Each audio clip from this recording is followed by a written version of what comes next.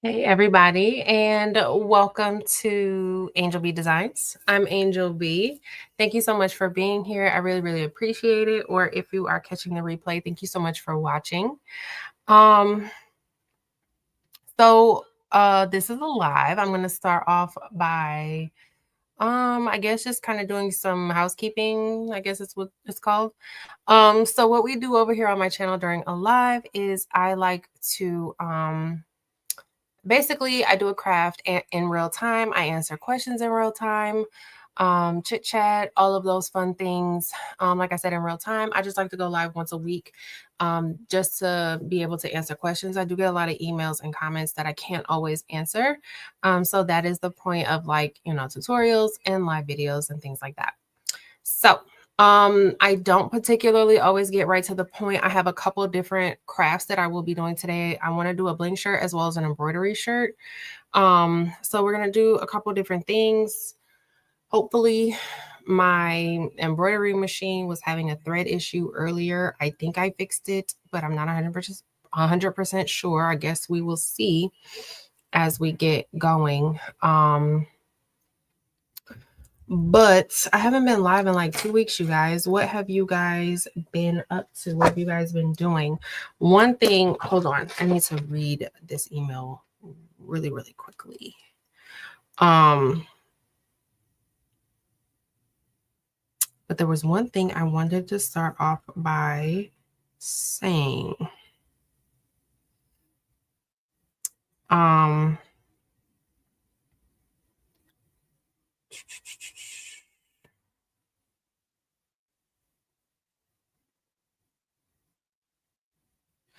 Okay, so I wanted to start off by saying or giving my condolences to one of the people that have been a part of this community.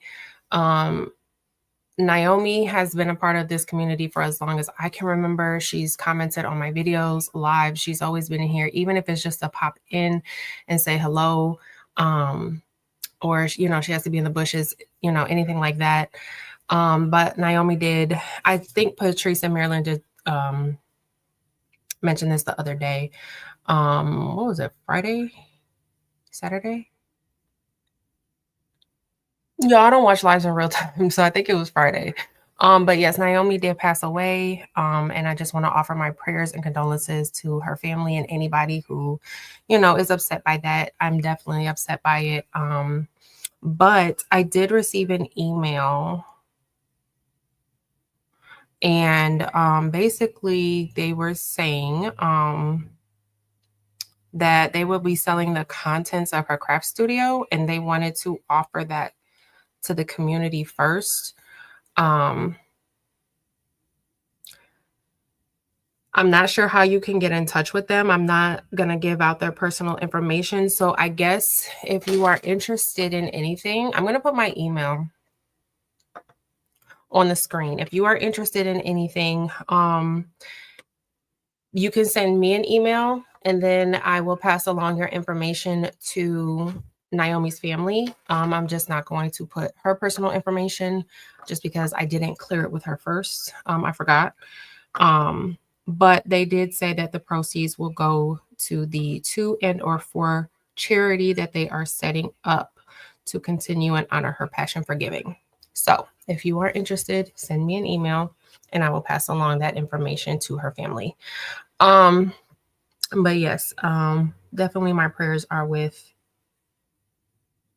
her family. But what have you guys been up to? I haven't been live in a couple of weeks, you guys. I am definitely consumed with baseball and now soccer. So what have y'all been up to?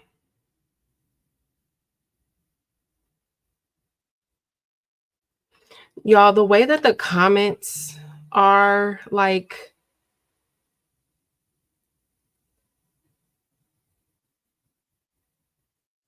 I don't know if it's doing it for y'all, but the This is stressing me out, okay? The names, it's your guys' channel names instead of your actual names. It's your, like, your tag name instead of your, I don't know. I don't know. Like, that's Eve, right? That is Eve. But why are the names like that? You guys, this is stressing me out. Like, I keep looking at it like, what is going on?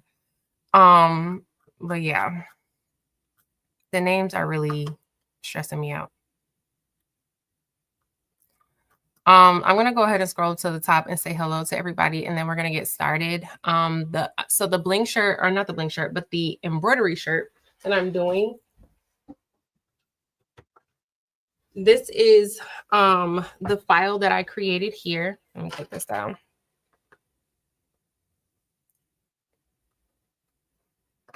This is a file that I created. Now, the point of this is this is applique. So the word always and the word baby. You guys, this is how I test stitch my stuff.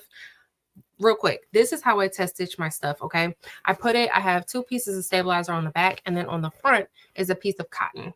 I always test out my stitches, like anytime I want to, anything, even if I buy it. If I made it, if I buy it, doesn't matter what it is. I put it on 2 pieces of stabilizer and a piece of cotton first because I want to have this for different reasons. Number one, let's say I'm selling this shirt and I want to line it up on the shirt, or I want to get it right, or I need to make sure that the size will fit. Let's say somebody orders a 3X shirt.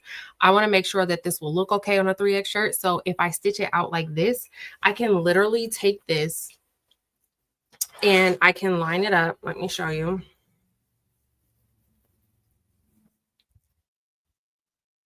I can take this piece of, stitched out fabric and I can put it on the shirt to see if it's going to look right. I can see what it's going to look like. I can see if it's going to fit. I can see if I need a bigger file, a smaller file, whatever the case may be. That's one reason why I do it. Another reason is specifically for this kind of file, because I made this file with the intention that the words always and baby, the fabric that goes inside of these words, are going to be repurposed onesies. So let's say you have a child who's all grown up, but you still have some of their baby clothes just sitting in a box. You can take the fabric of a onesie, and obviously you would have to cut it up, and you can applique it into this design and wear it on your shirt. And then the fabric, it will be your child's repurposed onesie, essentially on a shirt. And the reason that I stitched it out and wanted to have it out is to make sure that the size of the fabric or the onesie will fit. Let me show you.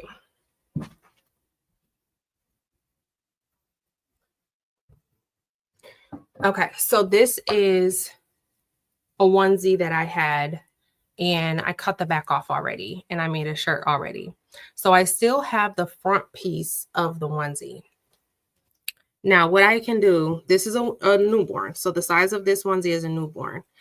You want to, or you can take the fabric and lay it across to make sure that it will fit. Since you already have it stitched out, you have an example already stitched out, you can take your fabric and you can make sure that it fits. With this file, this is the 13 by 11 file. I have this in 3 different sizes: 13 by 11, 7.9 by 11, and 5.5 by 5.5.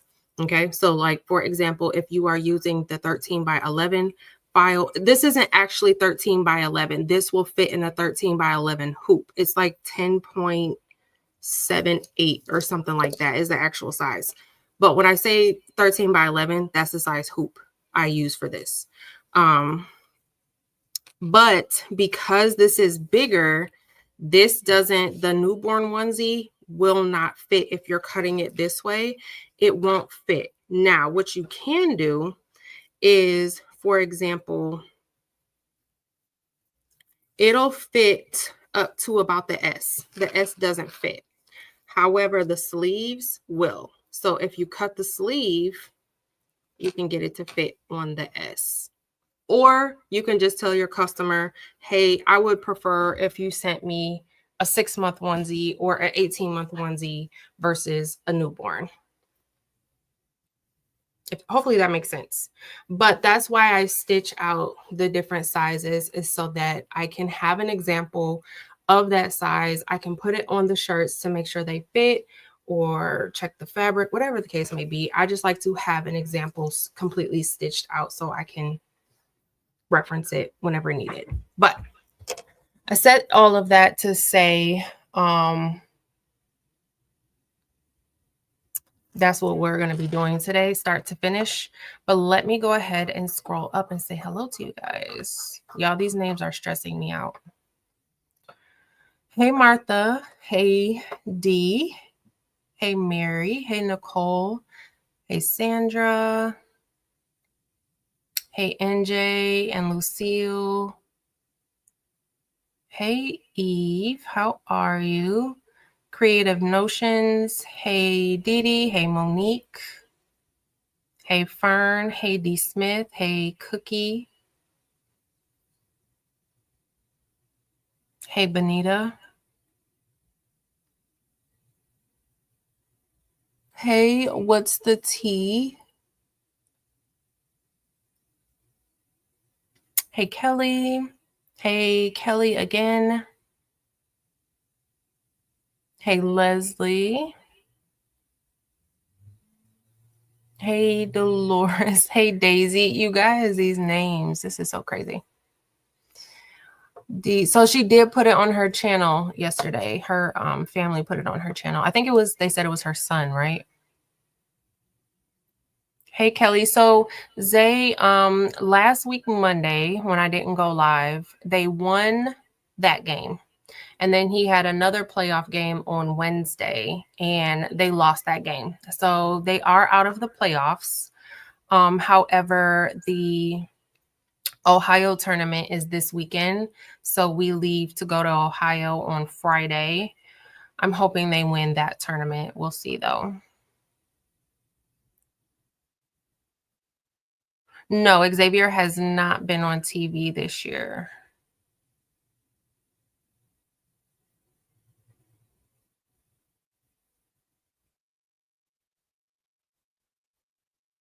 Hey, Harb's Delight. Hey, Precious. How are you? I've been working on my pulling so far, making patches. I got to pull my pulling back out. It's been in the box since I got the buy. I got to pull it back out. Thank you, Eve. Hey, Terry. Hey, Donzel. Hey, Regina. Yes, the onesie is so teeny tiny. This is so teeny tiny. This is the one. These are the ones I'm using today for today's project. And I may have to use the front and the back. What size are these? No, these are 3-month. These ones should fit. I'm going to use, I think I'm going to use, what do y'all think? I was thinking of these two. The light is really bright. Hold on. I think I'm going to use these two patterns. Come on, light. This is the other one.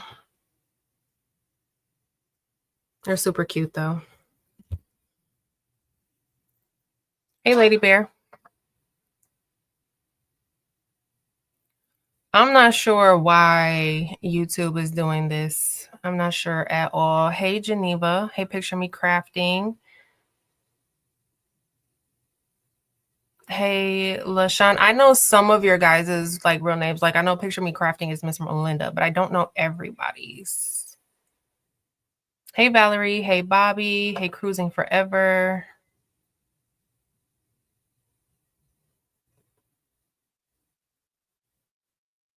Hey, Carrie. The first two, yeah. I was thinking these two together would be really cute. But that's what we're doing today. So I'm going to go ahead and add in my iPad.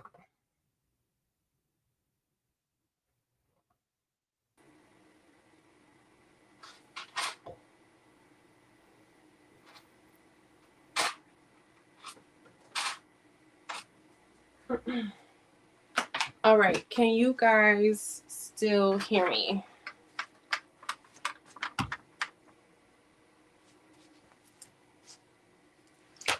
Let me know if you guys can still hear me.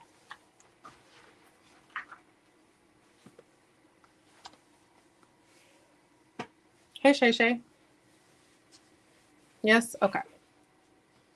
All right, so I already have my stabilizer cut out. I used 2 pieces of this is the I think it's called No Show Mesh stabilizer.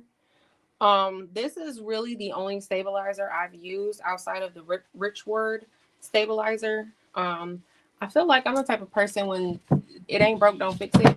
So but what I have noticed is that I get better results when I use 2 pieces. So literally for everything I do, which granted, I've only done shirts and hoodies, I just use 2 pieces of the No Show Mesh stabilizer, and I never get any puckering. It's just kind of what works for me. But I already have 2 pieces cut out, and I already do have the bottom of my hoop in already as well. So I'm just grabbing a shirt. I think I'm going to put this on a black shirt. Yeah, this is going to be a Gildan size large. I'll probably give this to my sister. Even though these aren't my niece's onesies. But on my kid, I have all boys, and I'm using some pink onesies, so I may just give it to my sister. Uh-oh, that was not down right. Hold on. I forgot to clip in the stabilizer.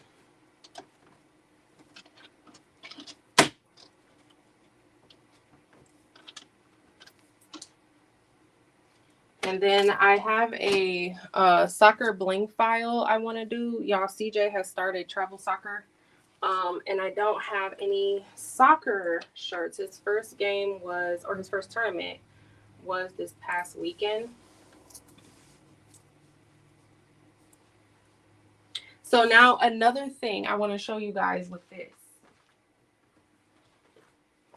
I also use this to kind of trace, right? I put it on my shirt to kind of see how it's going to look.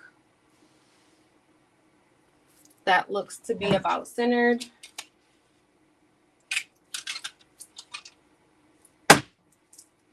And then when I go to trace my design, I'm going to put this down as well, so that when it traces, I can see exactly where it is.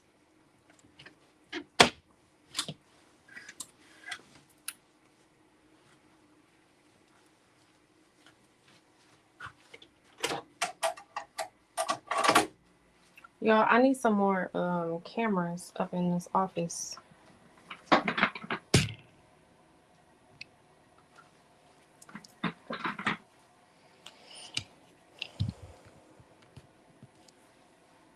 Okay. I already have my design loaded onto my machine, but I started an embroidery file notebook. So in this notebook, I write down all of my files. I write down how many steps it has, and I write down when to do the applique. So, or the color stop, or whatever it's called on your machine. So for this one, and then what I started doing is I include these notes. When you purchase the file from me, you're going to get a PDF file with these notes as well. So this is what my notes look like. This is the Always Baby applique file. Like I said, it's 10.875 is the width on it for the 13 by 11. Now I do have this in 7.9 by 11 and 5.5 by 5.5. I just don't know those sizes off the top of my head. This 10.875 is the width for the one that goes in that will fit in the 13 by 11 hoop. So this one has 7 steps, and I wrote them down. So the first one is going to be the word always placement. The second one is always tack down. And then for my machine, I have to put my stops. Like on the step I want it to stop after, if that makes sense. I don't know if everybody's machine is like that, but that's how mine is. So like normally, like you wanted to stop after the placement. So you would assume that you would do always placement, stop. But no, you have to do the placement, then you do the tack down, then stop. I mean, you have to put the applique on the tack down step. I know this probably sounds so confusing. It was confusing to me, but that's how it is. So that's how I wrote it. That's why I have to write it down. Because with the bob machine, it's a little confusing. But anyways, then the always satin, then the word baby, the placement, then the word baby, tack down, the word baby satin, and then the fill stitch for all of the other words are going to be one step as well. So I'm going to change the colors. Let me grab the onesies and see what colors I want to do. So these are the colors I have, or the two onesies I have. I think I'm going to do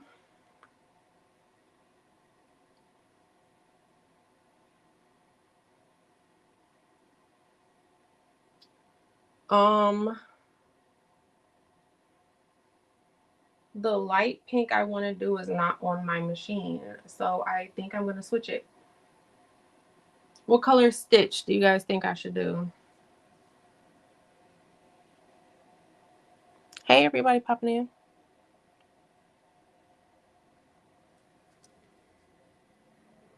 I think I want to do a light pink on this one,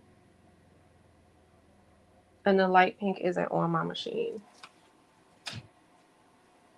This one. I think that's going to be so stinking cute. But what color should I do for this pink? Or should I do pink? No, I think that's too close. This one and this one. I think I like the light pink for this one. Y'all said lavender. Like this.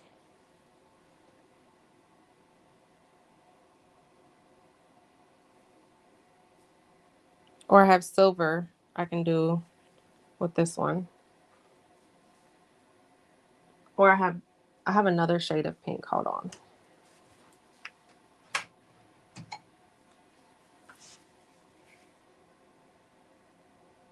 What y'all think?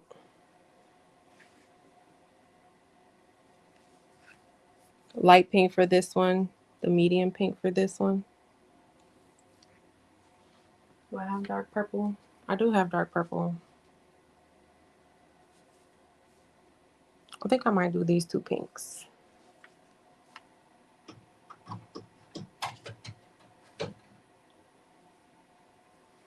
But I gotta add them to my machine. So let me do that.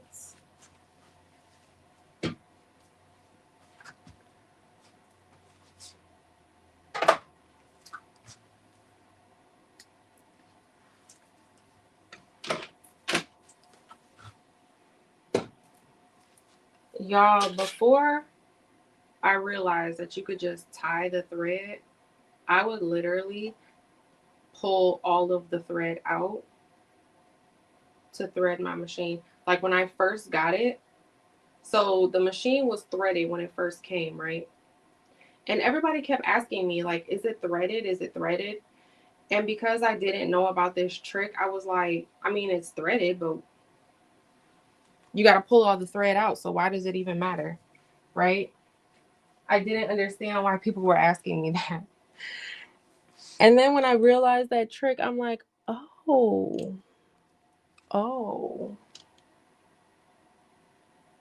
That's why y'all were asking me that. Because I pulled all the thread out and rethreaded the entire machine, all 15 needles.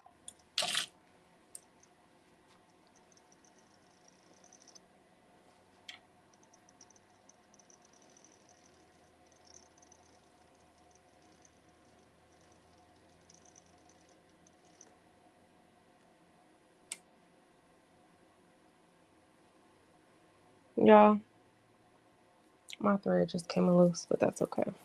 It was mostly out anyway.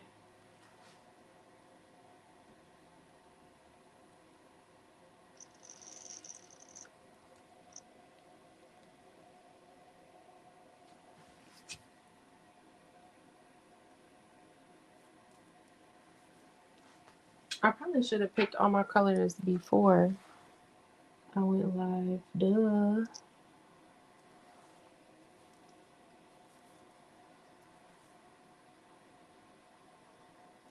So I was listening to my true crime earlier, right? And I mean, I already knew that this was happening, but like Annie Elise, which is one of the channels that I listen to, she was talking about Crime Con. And so I go today to look at the lineup, and all of my favorites are gonna be there, number one. But do y'all know who else is gonna be there? Which I'm actually just a tiny bit confused by, but maybe it's to sell tickets. I'm not sure. Ice-T is gonna be there. And the event that he's doing is called like I think it's called Law and Order Behind the Badge or something. And now I'm curious, like, does Ice-T think he a real SVU detective?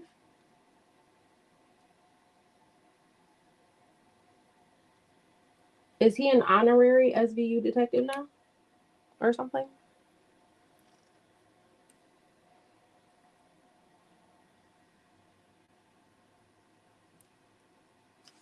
Cause I'm confused.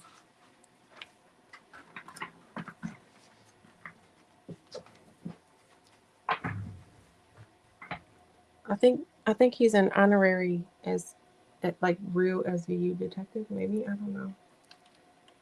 Cause I don't. I mean, I'm sort of kind of interested to know what exactly he's gonna be talking about. But when I told my husband, he literally cackled out loud.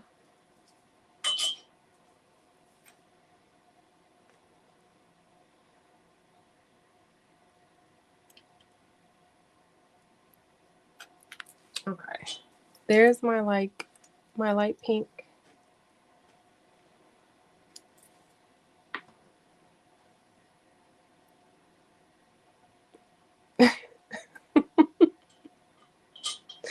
He's definitely honorary because y'all was like, oh, okay. Go ahead, Ice-T with your bad self. Y'all, I haven't used this pink yet. It's still I haven't even opened it yet.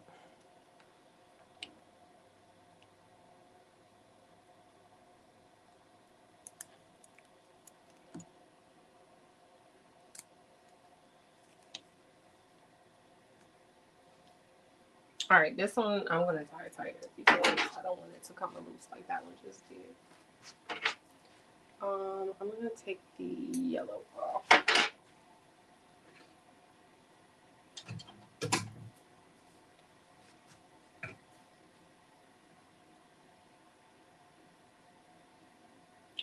We're probably gonna be here a little bit longer than the 2 hours I'm normally on here today. But that's okay.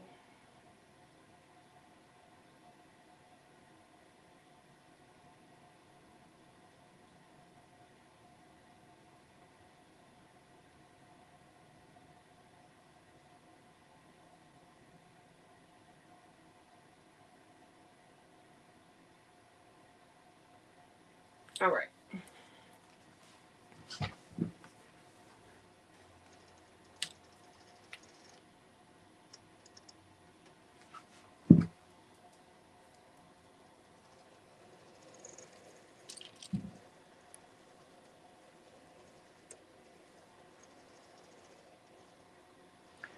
I do want to go though to Crime Con. All of my favorites are gonna be there.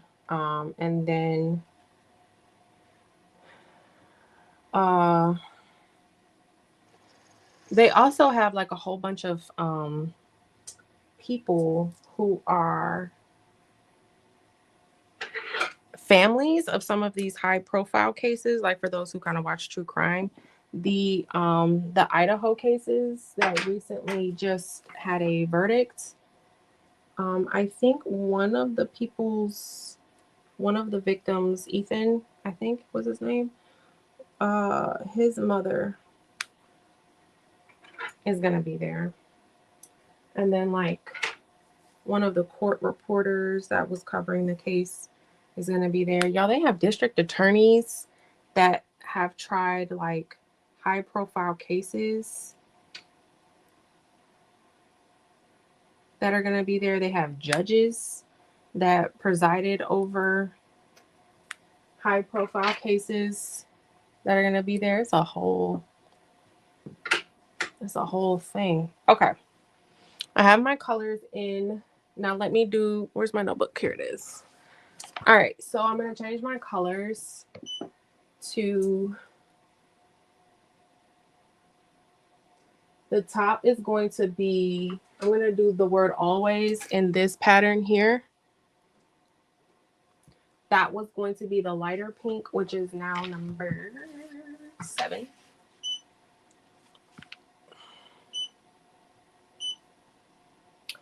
And then the word baby is going to be in the other pattern, which is now the number 5. And then I'm going to do all the fill stitches in silver. I think that's going to be really pretty. But now I'm going to set this down, kind of how it looks on the thing here. And I'm going to do my trace.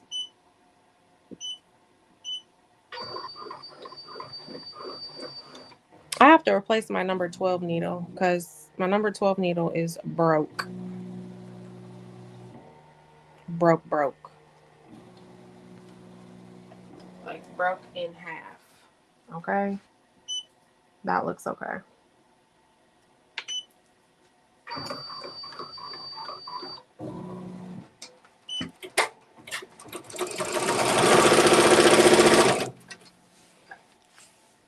See, here we go. We're about to start.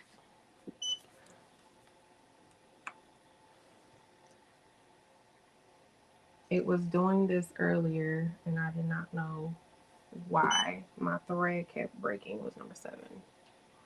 7 and 7. That one looks to be a little too tight. All right, let's try that again. When I was stitching out my test stitch earlier, my green thread kept breaking and I did not know why.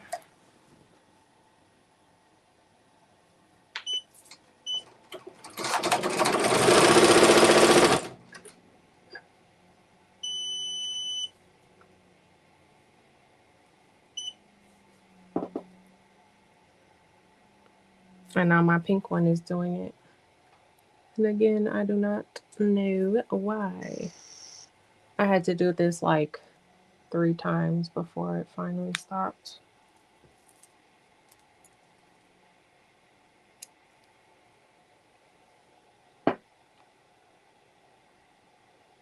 Does anybody else here have a bind machine?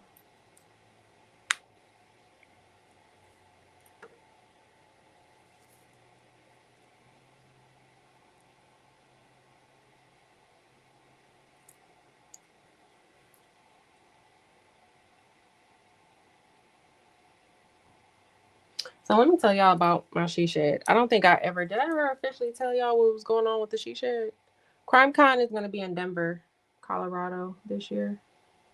And it is September, I think like the 4th through the 8th or something like that. The 3rd through the 8th. It's the first week of September. Come on, pink.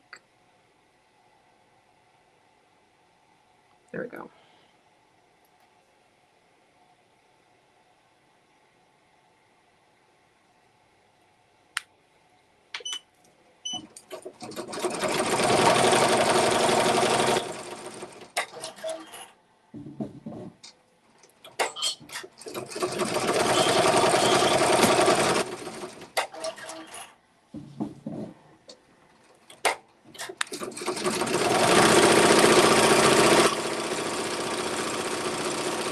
That looks to be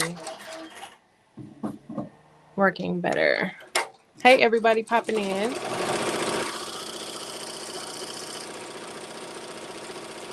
Yeah, I definitely missed the automatic battery.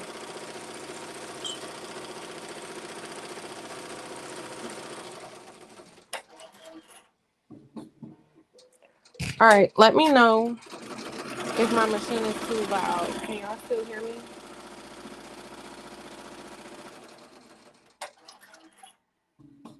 I'm gonna do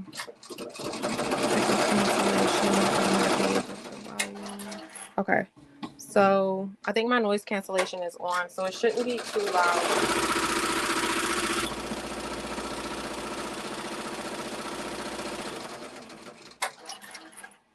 I think it's the noise cancellation, Bobby, but if you guys can hear me,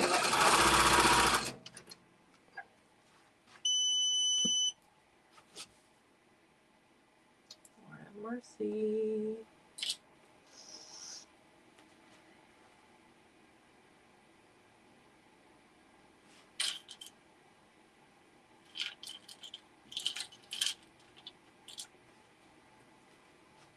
Sorry, y'all, I'm threading my machine again because this pink thread broke again.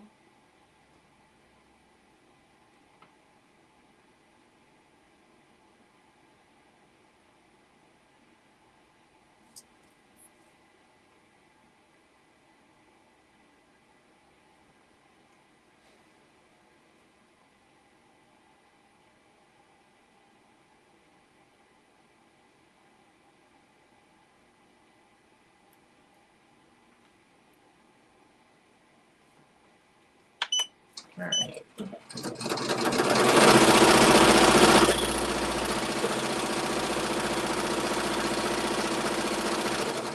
And I still have to cut the thread, so that's what I'm going to try to do now.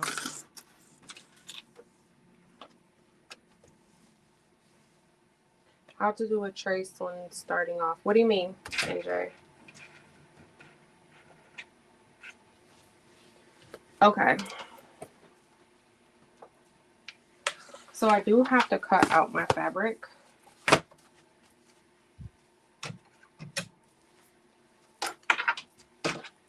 And I'm going to cut it out with the Cricut, and I'm going to add heat and bond to it. So this is the onesie, the first one I'm going to use. So it's just a full onesie. I'm going to use the back of it. But I don't want to use this seam part. So everything on the inside of the seams is what I'm going to use. So I'm just going to cut along the side seam here. And I'm cutting the letters out of it, so it's not like it has to be super perfect. Because I'm cutting out a large piece just to cut out the letters, essentially. I don't need the full piece, but I do want it to be as big as possible so that I get maximum coverage on the letters without having to piece more. But this is why I was saying this part here, especially if you are using the bigger file, maybe have them send you a bigger onesie. So this one here is a 3-month. I think a newborn might be just a hair too small. Not even too small. You can do it. You would just have to, for the last letter, you just may have to cut the sleeves and just piece the fabric together. It can be done. It just won't be one big smooth piece like this. So like this big piece here will cover the entire word. I'm just cutting on my heat press because I'm gonna put some heat and bond. But this is the heat and bond that I have. I think it's the red one, if I'm not mistaken.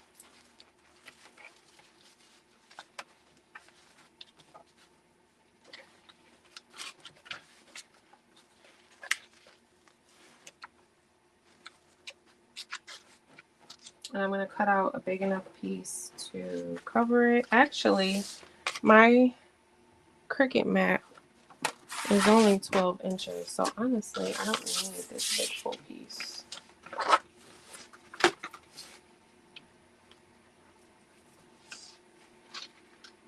Yeah, so the word always, both of the words will fit right on a 12.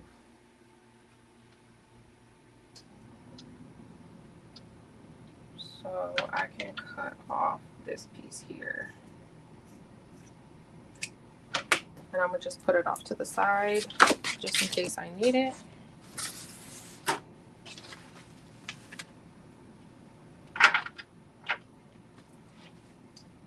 When you lay the pattern down, you started off tracing. Oh, so on my machine, there is a trace button. Prior to me pressing the green embroider button that makes the machine start to embroider, I just press that trace button, and it traces out the outline of the design.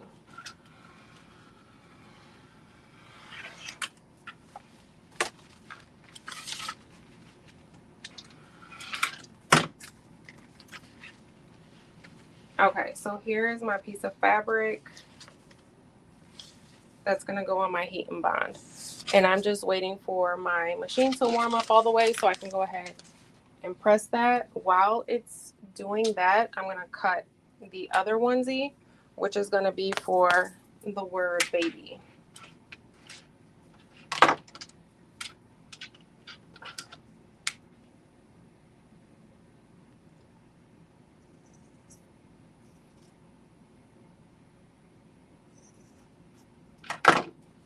But when I press the trace button, it traces the whole outline, and then it'll trace the outline on my machine. It'll trace the whole outline with the first needle.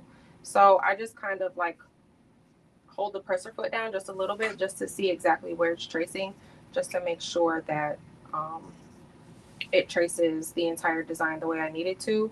If you have a laser, I know I have that little laser pointer light on my machine. I just haven't gotten around to figuring out how to turn it on. But a lot of machines have that laser light that will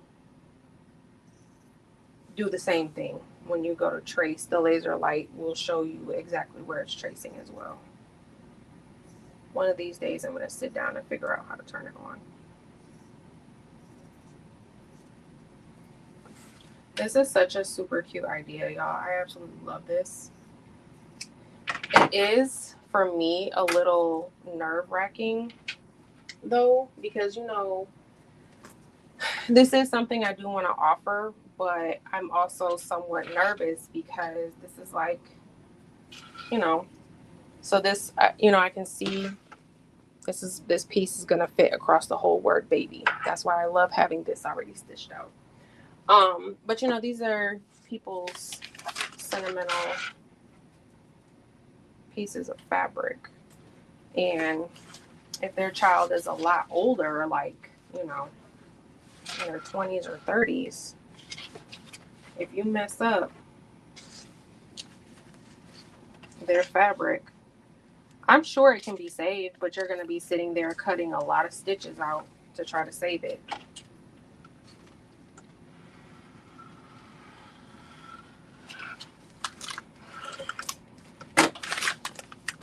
All right, and there's going to be my second piece. I'm trying to figure out which part is that's the outside. All right, I am going to press this really quickly.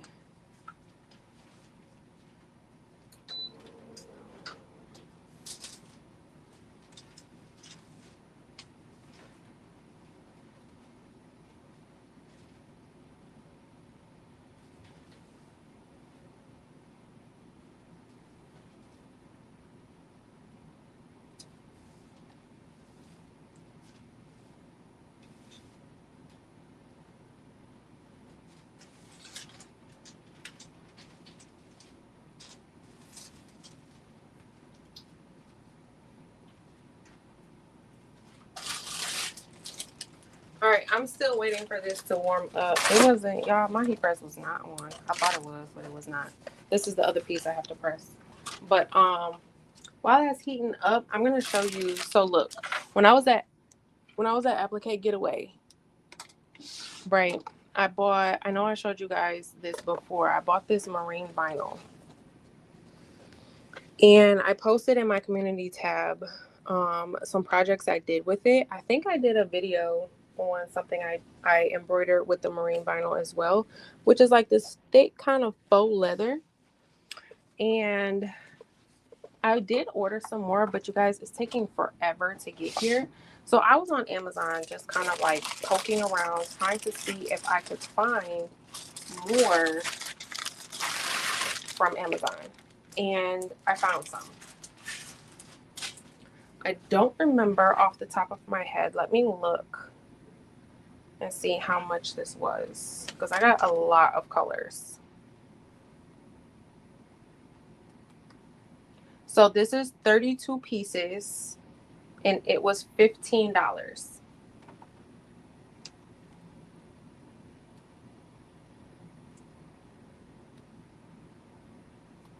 That's like $2.13 per piece.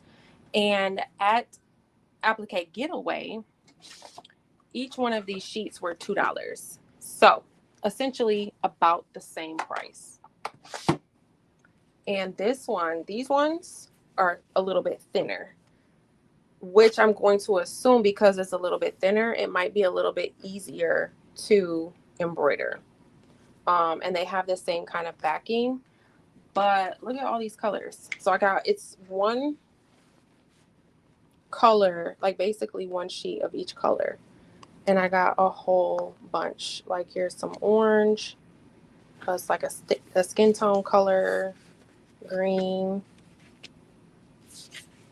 The only thing, it has a little bit of a weird smell to it, and I don't know if it just needs to air out. That's like a rust orange. So I'm gonna leave it because I just brought it to the office. I'm gonna leave it out of the pack. There's like a pink color, but they do have like a little bit of a leathery smell. It's like a blue and a red, but these colors are really pretty too. So I'm gonna try to embroider with these. And the company I ordered them from do have these in rolls too. I just got like the little sample pack of the 32 color sample pack with the sheets just to see if it'll work. I don't know if it will, but I'm not above just trying stuff out.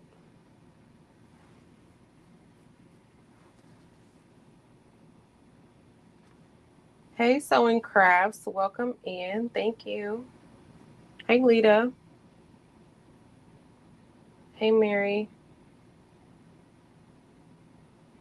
So this marine vinyl I got from Sweet and Sassy Blanks from at Applique Getaway was the name of the vendor, Sweet and Sassy Blanks. And then this one that I got from Amazon, the brand is called, here it is, Lotmer. Maybe I'll go ahead and try to link it in the description for you guys. Lotmer 32 piece faux leather sheets. They're 8 by 12 and you get 32 of them. They're 0.7 mm thickness. And you got 32 for $14.99.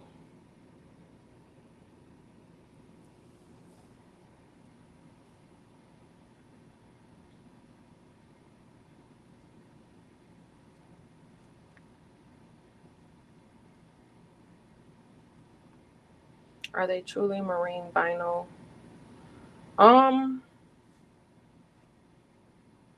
Honestly, I don't know. I'm not really sure or educated on marine vinyl. I actually have no idea what it is.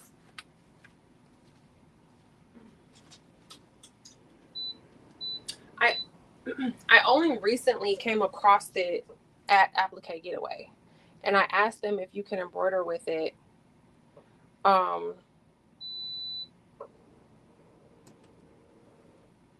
Yeah, I only came across it at Applique Getaway, and I asked them if you could, because I know like some people were making bags and keychains and hand sanitizer, the hand sanitizer keychains, and I asked, can you embroider with this, like applique on a shirt? And they said yes.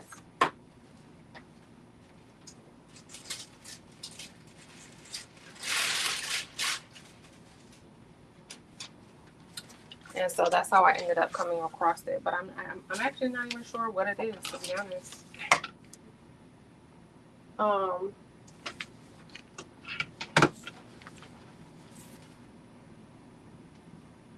Have you tried the Shop Marine Vinyl? Nope. The only marine vinyl I've tried is the Sweet and Sassy Blanks. It's Sweet and Sassy Blanks. I just got this today.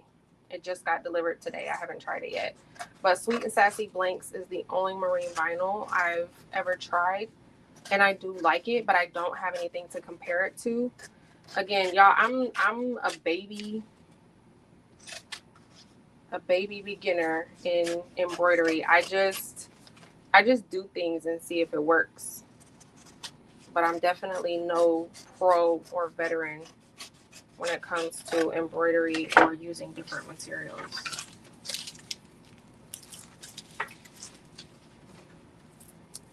For like the first, 6 months, I was using basically just mostly Siser glitter vinyl and Siser like pattern. All right, let me go grab my laptop.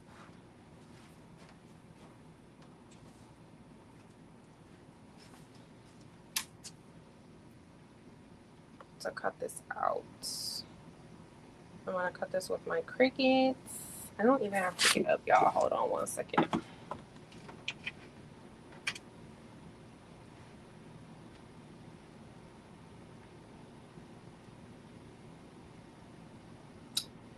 Oh, that sounds, where did you get it from? Marine vinyl that you could tear. Because I do have to cut the one from Sweet and Sassy Blanks. I do have to cut it. It's too thick for me to rip it. But it does cut very, very clean. I will say that.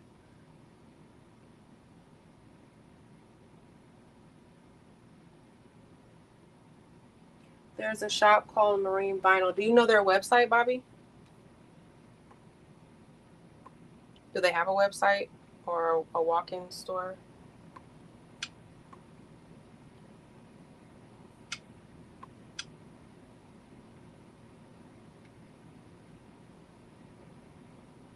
I know my laptop not about to die. It is about to die. So when you are cutting, now I'm in Cricut. When you are cutting your file, it's not going to come into Cricut the correct size. You need to make sure that you resize it. Again, the embroidery file is 10.875 wide. So that's what I'm going to make it, 10.875. And the height should just automatically adjust. I'm going to go ahead and ungroup these because I don't need that and I don't need that. All I need is the word always and baby. I'm going to go to make it. I'm not going to save.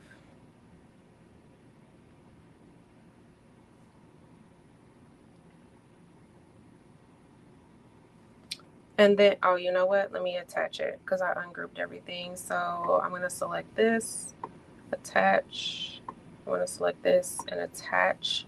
And I'm actually going to change the color because it's two different fabrics. So I'm going to change the color of the word baby and then go back to make it.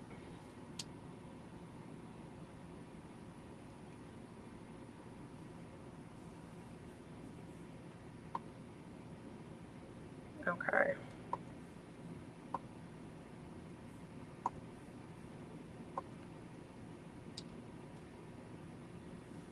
And then I'm connecting my machine via Bluetooth.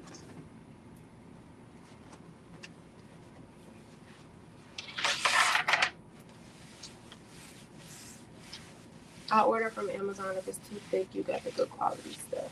Okay. Yeah, the one that I got from Sweet and Sassy Blanks, it is way too thick to rip it. And like I said, I picked it up from Applique Getaway.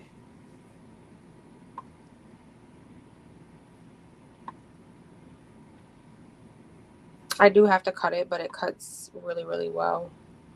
I'm going to cut this on glitter iron-on with more pressure.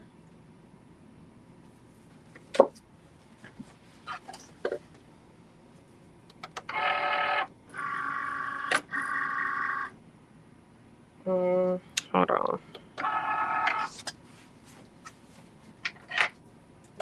Y'all know a Cricut. I don't know if y'all's Cricut machine is finicky, but mine is. If anything gets up underneath that roller mark, it's going sideways every single time.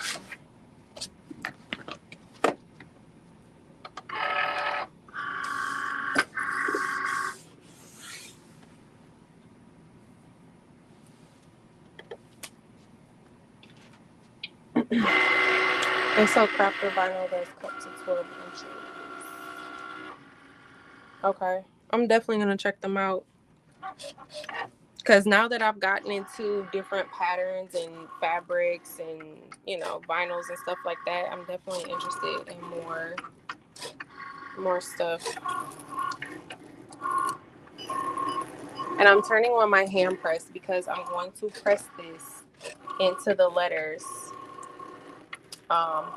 because I put the heat and bond on it. So before I go for the tack down stitch and the satin stitch, I am going to press it to the shirt because I want the heat and bond adhesive to activate so it doesn't shift while it's doing the tack down and the satin stitch.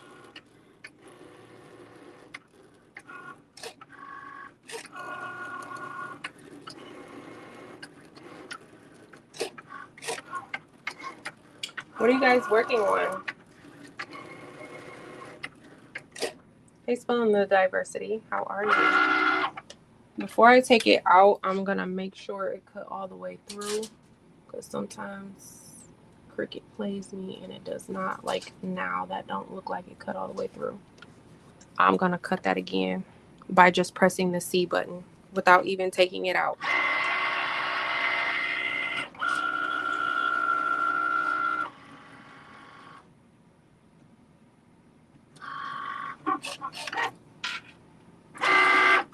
Honestly, my blade might be a little dull because I don't use Cricut often. I recently brought my Cricut machine over here to the embroidery side of my office. Literally so I didn't have to walk back and forth to cut my fabric. This is all I use my Cricut machine for, is to cut my fabric.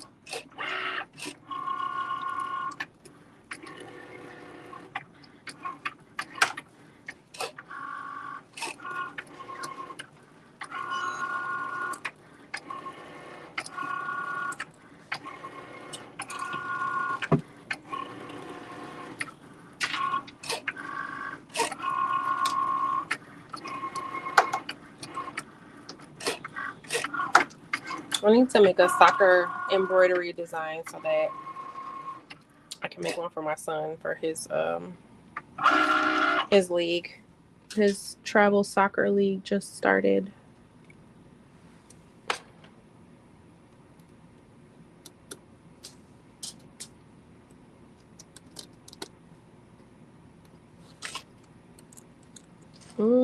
It's still not all the way cut out the way I want it, but this should work.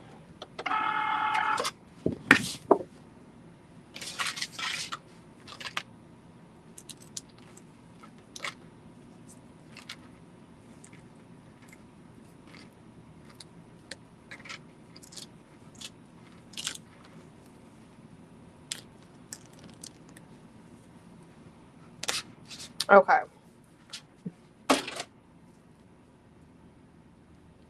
So this is the letter A. The inside don't want to peel, so I just got to cut it.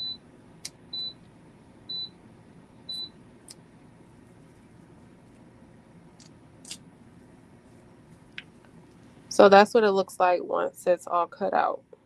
So now I can just place the letter inside of where the stitches are versus having to trim it by hand when it's all done. This is just for me, a little bit easier. Definitely easier on my back because I cannot stand trimming letters by hand. What do y'all cut y'all fabric on with the Cricut? Because this glitter with more pressure ain't it for me.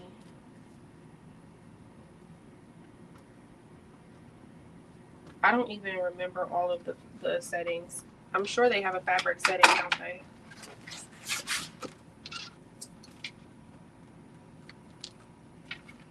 With heat and bond on the back. What do y'all use? What settings do y'all use for your Cricut? You know, earlier I almost cut my template with the Cricut because I was sitting over here and I was like, my Cricut machine is right here. Maybe I can just... And that little voice kicked in and was like, ma'am, don't you dare. Don't you dare.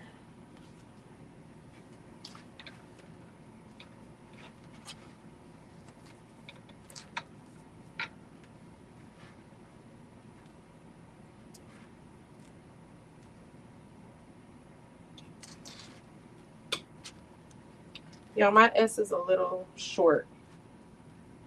I'm still gonna go with it because I am not like selling the shirt or anything, but it is, and I'm hoping the satin stitch, well, I'm looking at it, the satin stitch not gonna cover that all the way. It's gonna be like a little tiny gap, but I'm okay with that for now. Again, I'm not selling this shirt or anything. If anything, you know, I said I was gonna give it to my sister, and she can't complain about something that was free, right? Right? I think that's like a rule or something. You're not allowed to complain about something that's free. All right, I'm gonna move y'all over to the embroidery machine. So hopefully you guys can see the placement stitch is done. And all of the letters will just go in.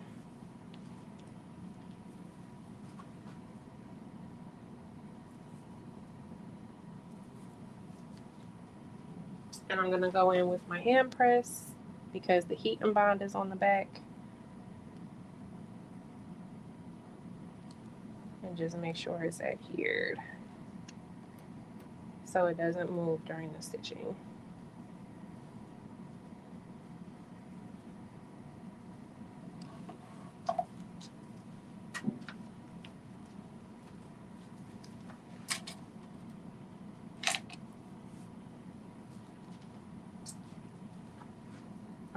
It's already 8 o'clock. I'm definitely gonna be on here longer. That's okay, because I haven't been on here in a while.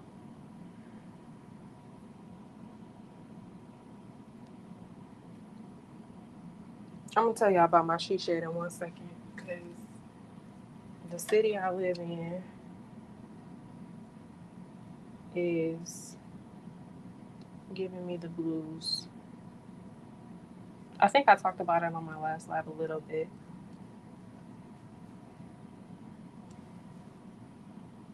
But basically what happened was they denied my original application. The city did. So my city requires us to have permits to do just about anything. So the company that is building the shed for me did go ahead and, you know, do a site plan, all of those things. And they submitted it to the city to apply for the permit.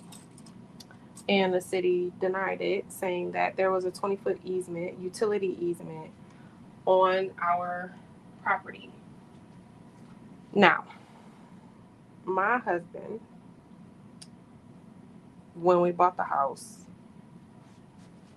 that's a whole nother story in itself, okay? My husband, when we bought the house, we were married. We had been married for 2 years when we bought our house.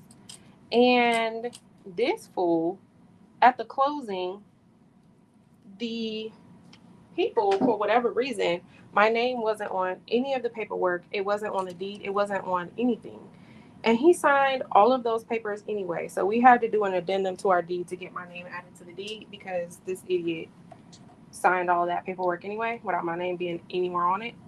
But anyways, point being, not only did he not realize that my name wasn't on any of the paperwork when he was signing it, but he also didn't realize there was a 20-foot utility easement assigned to our property. He missed that too. He was just signing, signing, signing. And at this point, they could literally own our firstborn son and we wouldn't know because he didn't read nothing, apparently. Okay, so I have my fabric all on here. I'm going to go ahead and push the green button and it's going to start doing the tack down and the satin stitch. But anyways, so yeah, that's why they ended up denying my permit, was because there was a utility easement. There we go with the thread again. Come on. Hold on, y'all. I might have ran out of bobbin.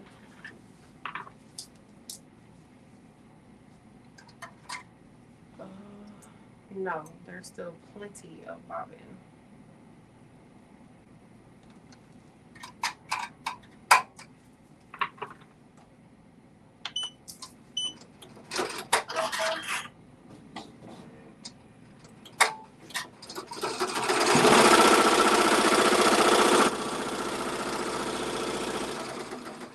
All right, I'm gonna go press this real quick.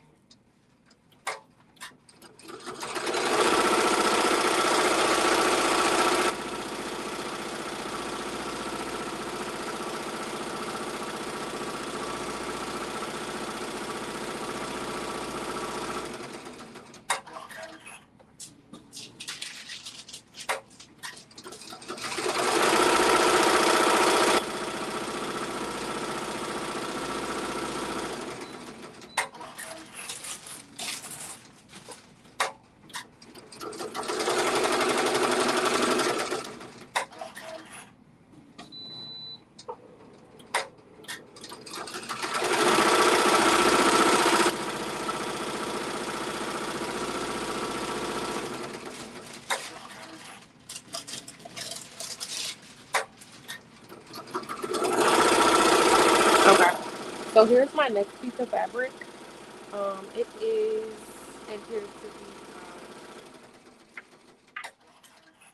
heat and bond.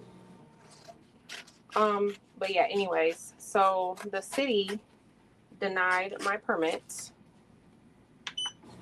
It's going on to the satin stitch now, but the city denied my permit, and that was the reason why. So the utility easement essentially is for the electric company. There's a transformer that is right on the outskirts of my property, and it's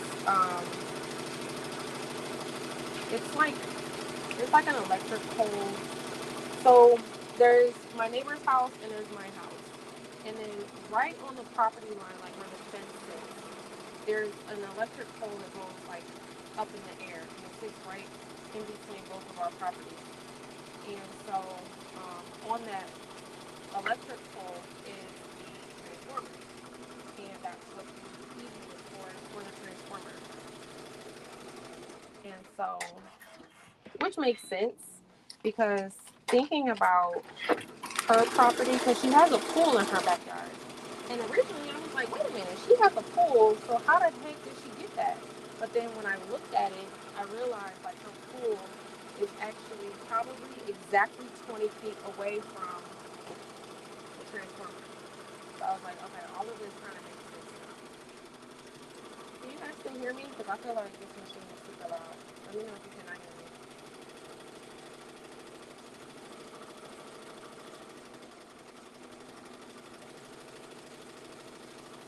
Like I feel like I'm talking so loud over it. Pick up designers.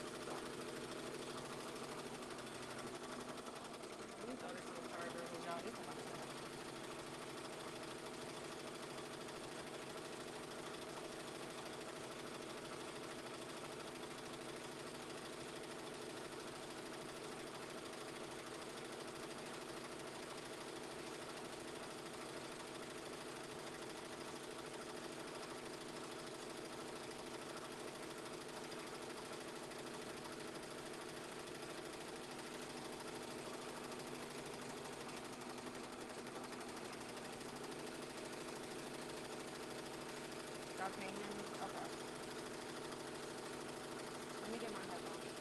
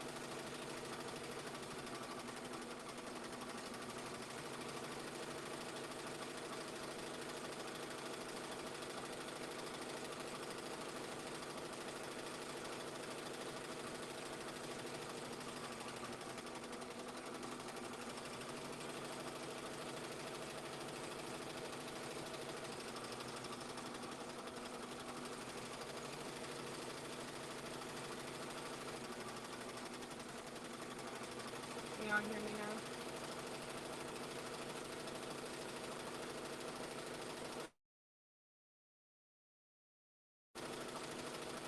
I'm trying to get the my headphones. Hold on, y'all.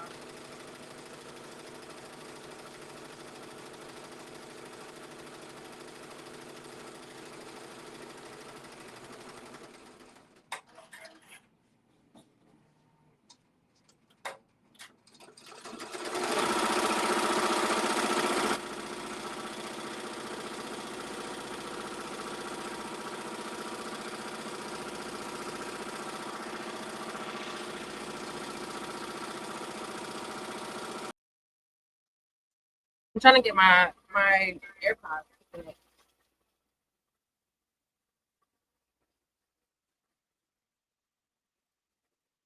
y'all can hear me better.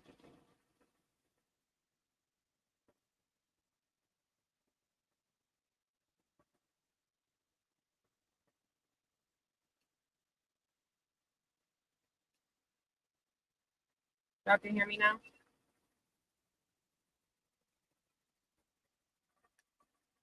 I may just have to use my laptop instead of my iPhone.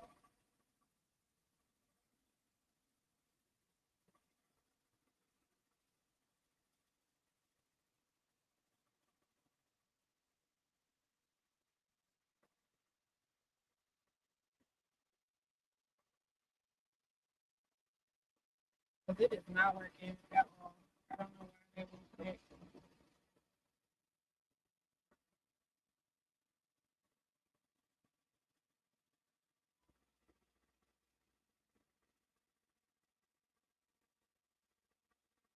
All right, I'll just have to use my laptop again. I forgot what I was talking about. What was I talking about?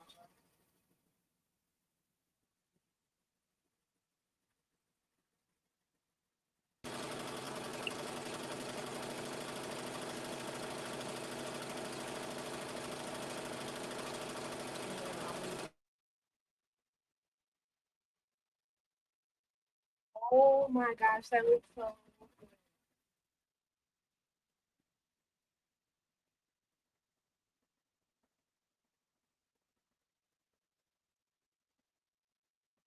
I'm gonna have to do some cleaning up on the thread, but it looks so good so far.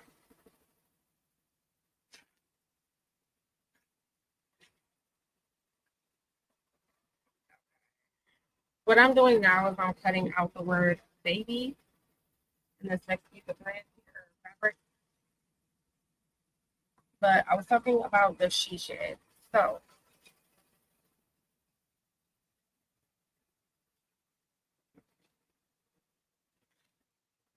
with the um with the she shed. So yeah, the my neighbor, she has a pool, but I kind of realized after the fact that her pool starts literally 20 feet away from the um the transformer. So she's within that 20-foot easement. So that's how she ended up getting around that.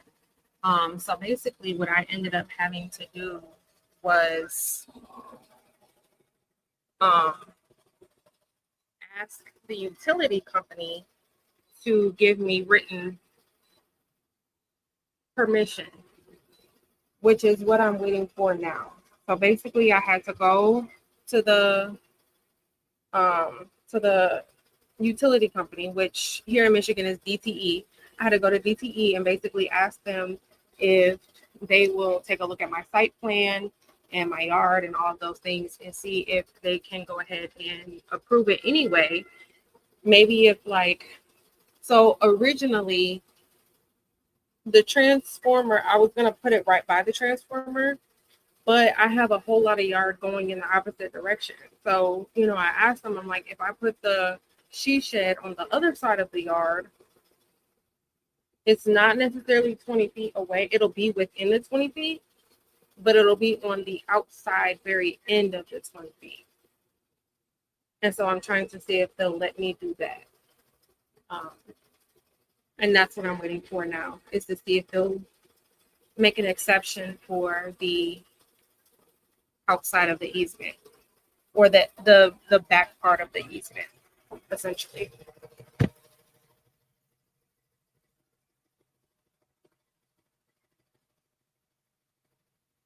That pink with that pattern looks so good.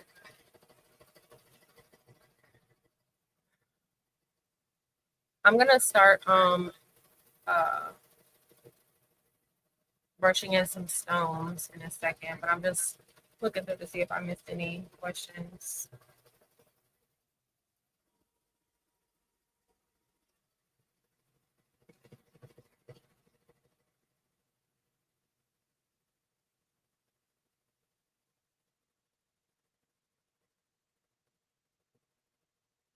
I noticed a lot of folks are starting to replace their Cricut machines with the Brothers Scan and Cut. I definitely have thought about this, especially because Eve, when we were at Applegate Getaway, Eve said she had one, and then she showed us when she came back that she has a Brothers Scan and Cut, and I do want one. I was unsure about the rhinestone situation. It was unclear for me, with the Brothers Scan and Cut, was it that you used to be able to make rhinestone templates and now you can't anymore, or you can't cut rhinestone block? What was the situation with the rhinestones? Because something got discontinued that had to do with rhinestones and I didn't understand what it was. But I definitely have thought about it. I think the next machine I want to purchase is going to be a Juliet, just because my Romeo, I do like my Romeo. There's nothing wrong with my Romeo. I want a smaller machine. I've never used anything past the 12 inches. And just for the sake of trying to save some space, I would like to just kind of put my Romeo up and use a smaller machine, but I definitely don't want to use my Cricut like full time. So I was thinking about getting a Juliet.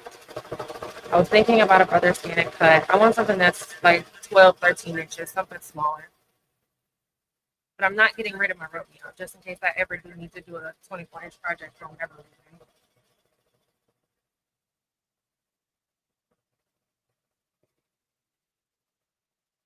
I'm using a rotary blade.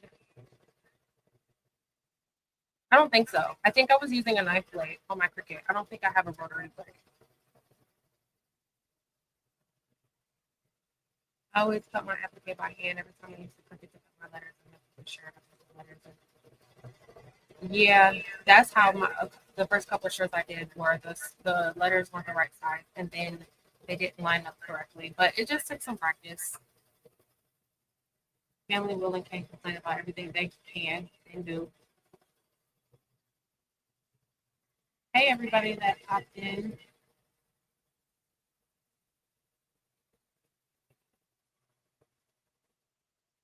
Hey, Kristen.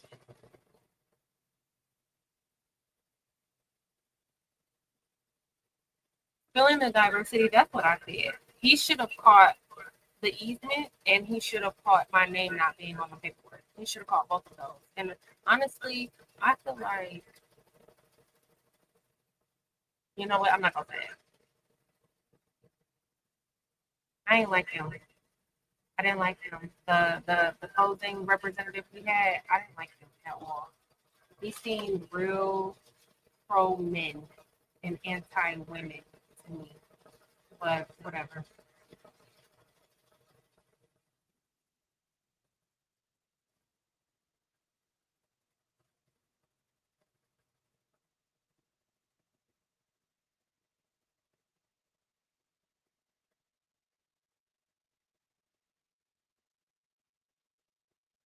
All right, y'all. I was trying to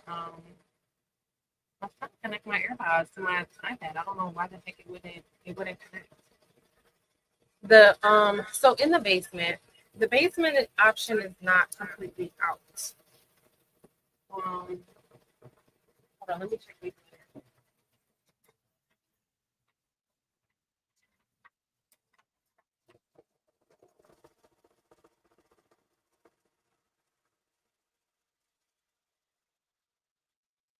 Yeah, so that worked. I'm gonna write that down actually. What was that? That was hard stop with more pressure.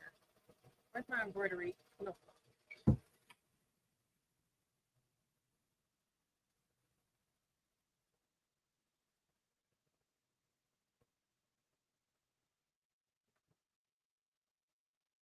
Putting in my embroidery notebook.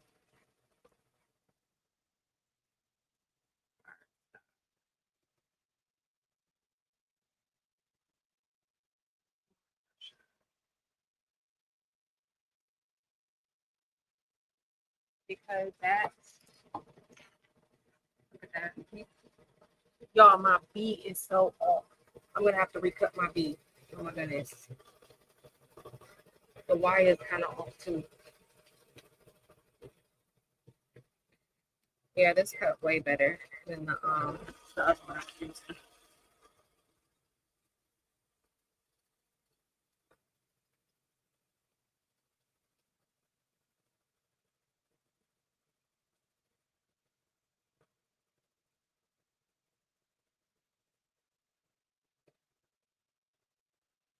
So the basement option isn't completely out.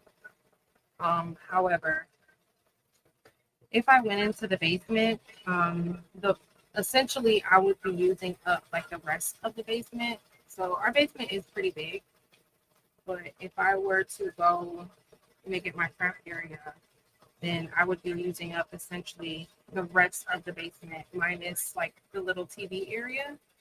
Um, and I live in Michigan, so my kids cannot go outside and play year round, and they do a lot of playing in the basement during the winter. That would be out. They wouldn't be able to go into the basement, but to watch TV. Literally, that's all they would be able to do. Um, so we're kind of going back and forth about that, especially with like Levi, like Zay and CJ don't particularly use the basement too much. Xavier does a little bit. Like last night, he had a couple of his friends stay the night and they slept in the basement. But that's like kind of the extent of what he uses it for. CJ doesn't really use it too often, but Levi does use it a lot. Um, so before I kind of take over the rest of the basement, I just want to make sure that's something I'm okay with. Yeah, my B is way off. I'm not Look, That was my first beat. That's too much. I'm gonna have to reset that.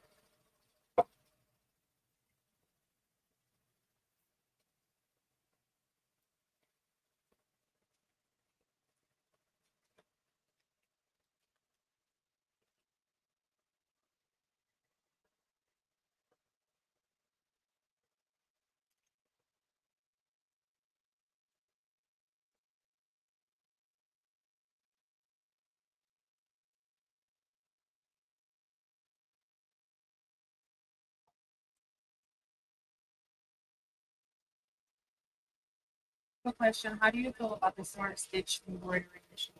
Hey Bling. So I'm not familiar with the Smart Stitch. I do believe that's the machine that Maryland has.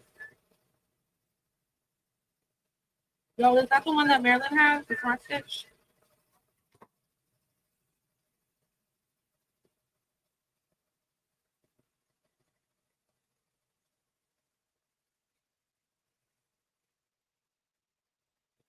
Um, I'm not familiar with it. I've never used it. I'm fairly new to embroidery, like less than a year. I think I started it with my single needle back in January, February, end of January, beginning of February. Um, and then I got the buy in no, what is buy? March, March or April, something like that. March or April. Um, so I wouldn't even say I'm an experienced embroiderer. I just, y'all, I be on here winging it. Like right now, I'm winging it. I mean, I've done this already on a shirt, but maybe I'm winging it right now. I'm just one of those people who's not scared to just dive in head first and let y'all see me mess up. But I would not call myself an expert at all. Okay, yeah, Maryland has the Smart Stitch. So making with Maryland, hey, none of my admins here. I just realized it. Making with Maryland has a Smart Stitch. She'll be able to answer that question better. Other Santa Club used to be able to get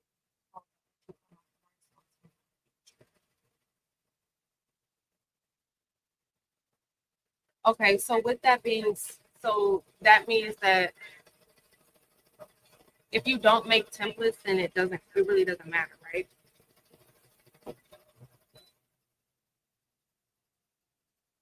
Like if I were to make a template in Silhouette Studio, I can still cut it with a brother scanner, right?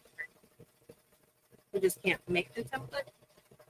I don't make templates like that to begin with. Honestly, I kind of sort of don't care. Yeah, I actually tried that Detroit Lions, and you know what? I'm probably gonna get kicked off of here for even saying that name. But the DL the D Lions, um, I tried to turn that into a rhinestone template, and yeah, 13 seconds after I released all the rhinestones, I turned it off. Okay, I just went ahead and quietly exited out of Silhouette Studio and said no, ma'am.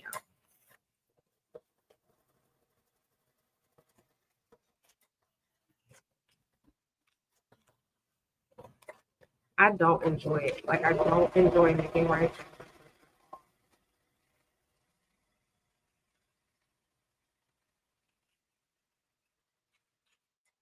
Hey, everybody that has popped in. I'm making my way down the comments.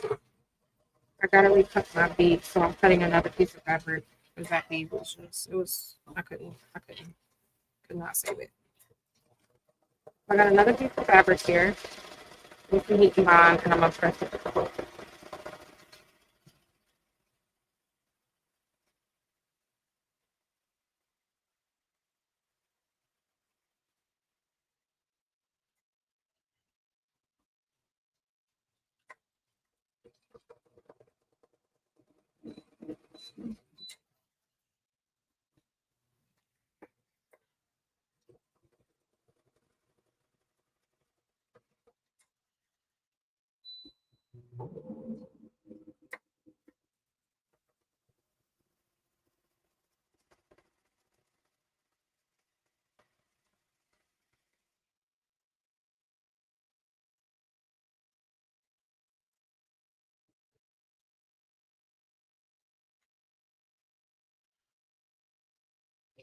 I know you were gonna say that you're not the spouse I've seen. Really? That's actually really unfortunate. But yeah, that's how I felt. That was his energy. I did not like him at all. Because like even like after the fact, it was like, so I didn't sign when we were signing for our house, I didn't sign any paperwork. And I thought it was weird. And I'm like, I thought it was supposed to, like, even though the mortgage went in my husband's name, I was pretty sure there was still a document that I needed to sign because I was his wife. But I didn't sign anything. So when we were leaving, I was like, wasn't I supposed to sign something too? And then that's when Clarence was like, oh yeah, you were. Wonder what happened with that. And it took like 2 years for us to get that amendment done. And I'm like, I don't understand why he didn't pick that up. But yeah, that and the easement. I think he just wanted the sale, to be honest. But whatever.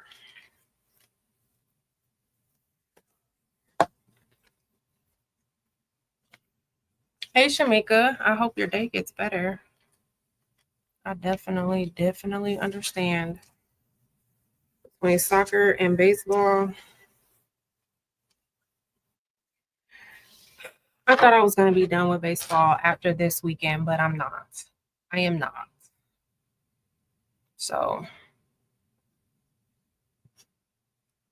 I am about to cut out. I don't know why I started Silhouette Studio on that on accident, but I'm about to recut the B in baby and then get that on the, come on now.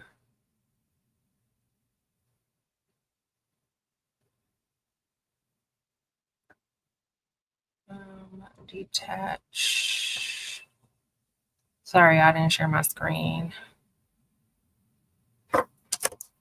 I'm just trying to hurry up and do this real quick.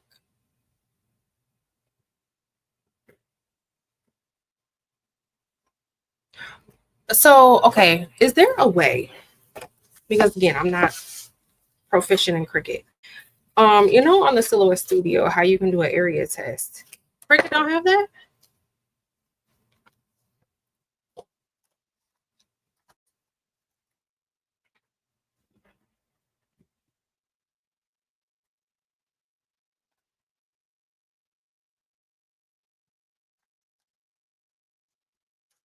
Lord, did I throw away my wire?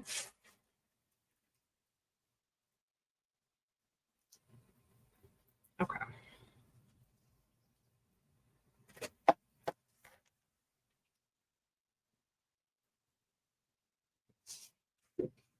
That's annoying. All right, let me throw this on the Cricut machine.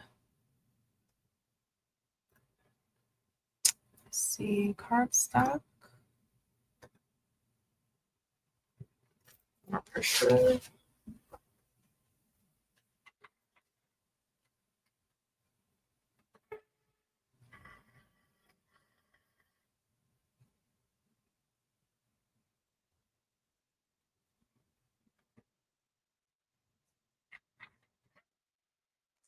And then while that's cutting, I'm gonna start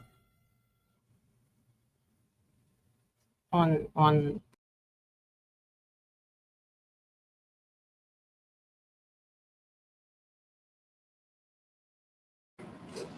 right, let me show you what I got so far. I have to trim a little bit of the fabric here. I don't know if y'all can see it. It's just kind of poking through, but I have some really small scissors that will get that. But this looks so stinking cute. Oh my gosh.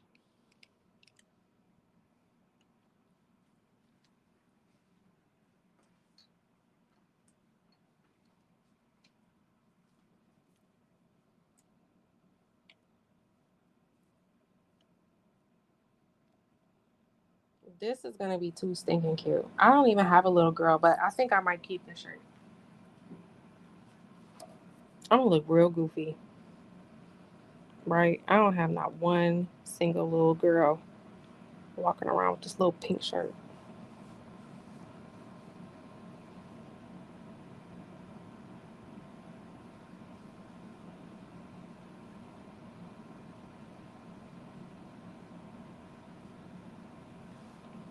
Hey everyone popping in. Sorry I'm not looking at the chat right now. I'm like moving real slow today.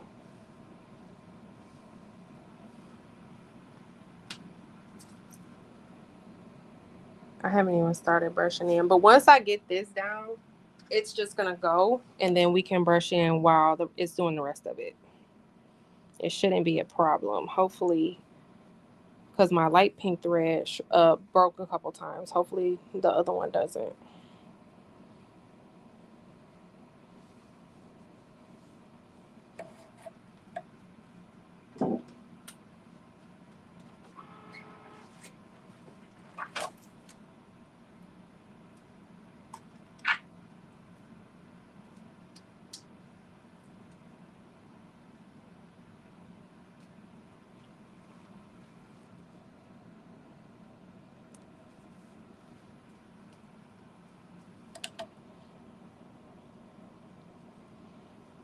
This is gonna be so pretty. I'm just thinking about it with the silver, because the silver is gonna be in the middle. That's gonna be so stinking cute.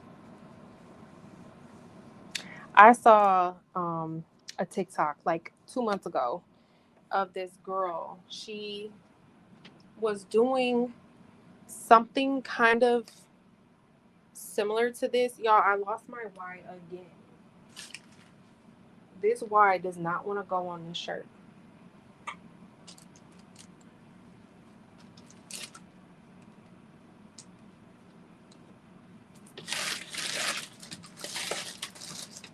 I know I didn't throw it away again.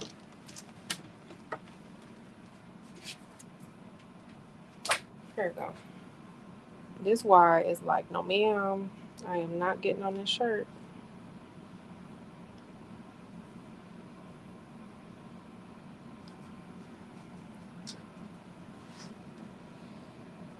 But anyways, I saw a girl. She was doing she did a TikTok a couple months ago, and I don't remember the name of her account, but basically she was saying that she did a design and she ended up going viral for it, and she took she put it on her website and she took a whole bunch of orders for it. And it was a embroidery design where she was hand cutting her fabric. And she said she did like 200 orders, and she regretted taking the orders, and her fingers was like bleeding and all this stuff.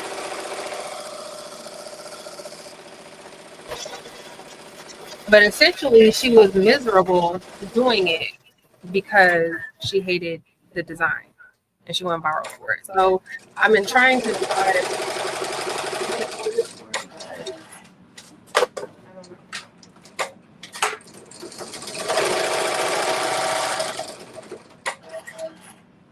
Okay, I'm gonna scroll and look through the comments, and then we'll start brushing again. So yep, Marilyn does have something else as well. Oh, thank you, creative notes. I'm trying. If you don't want to make some bliss, then you're fine. Okay.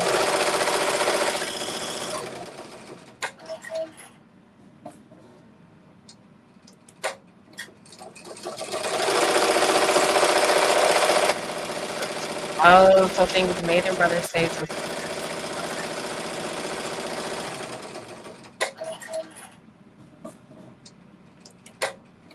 Hey, Mylene. Repurposed 64.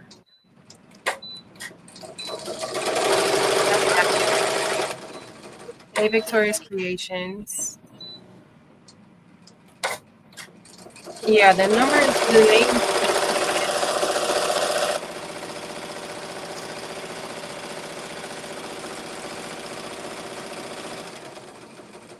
Thank you guys. Hey, Dee Dee. So, he's doing well. He's been back with his mom since January.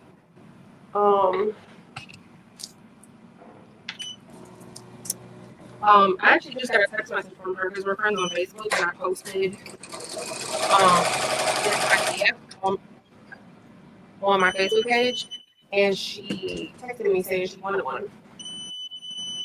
Hold on, I gotta do this thread.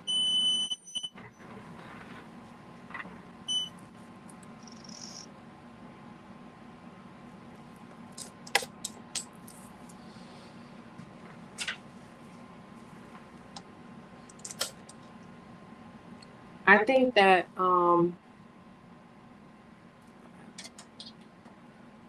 think that I have to like really take this, not take it apart, but I think my machine needs some TLC because all of my threads keep breaking.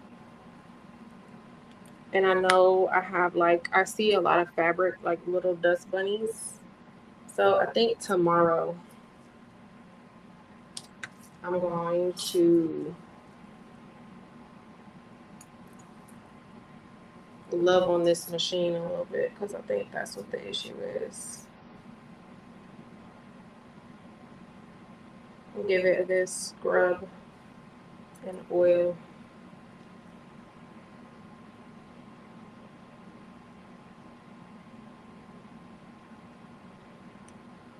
Because I've never had, like today, I have more thread breaks than I have ever had.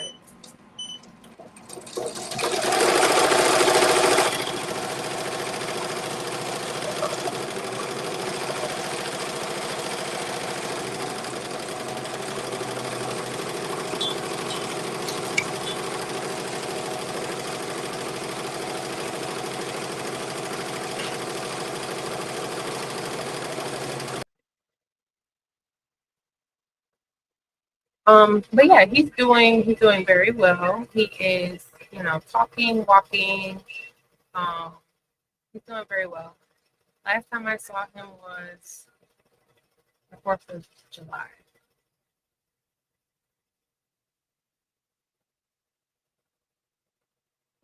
All right. Hey everybody popping in. Everybody in the bushes. Can y'all still hear me? Okay. So I did buy a soccer design off of Etsy that I want to brush in while that is going to finish doing its embroidery. DJ has started travel soccer, and I need some soccer shirts. His colors are, so his home colors are black and gray, and then his away colors are maroon and gold.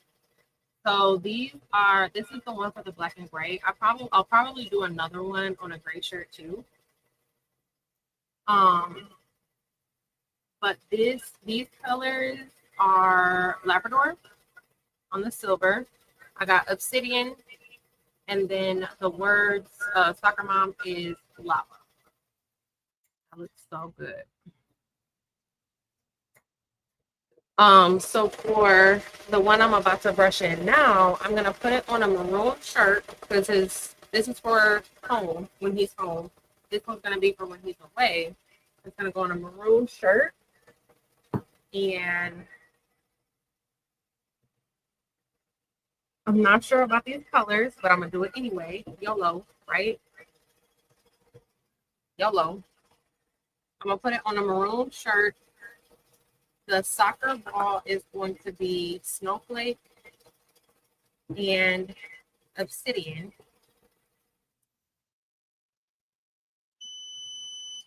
And the word soccer mom is going to be Orem AB.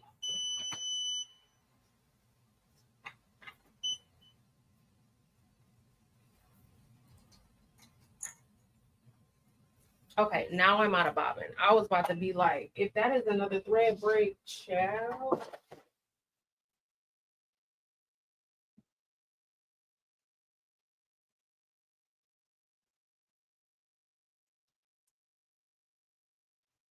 Okay, yeah, tomorrow I'm gonna give this machine some TLC. I think I might record that. Like how to break down my machine, not completely take it apart, but how to break it down a little bit, clean it, put it back together. What y'all think?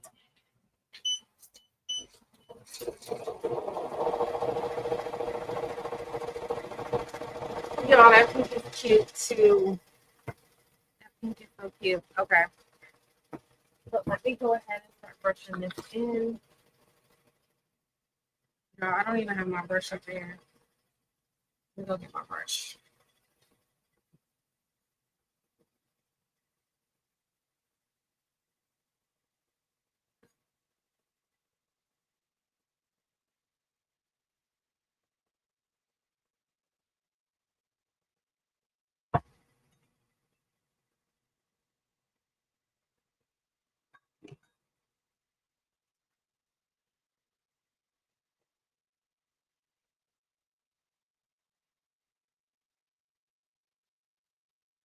Thank you guys.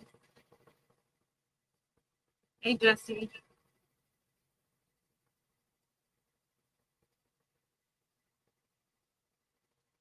Hey Cynthia. The spray air thingies. I definitely do need to go pick up one of those. What do you mean the timing might be off? You know I'm still a newbie. I don't even know what that means.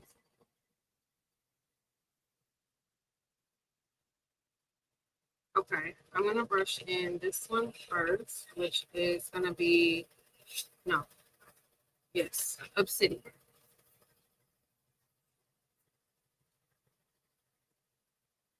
I have to order a bigger obsidian.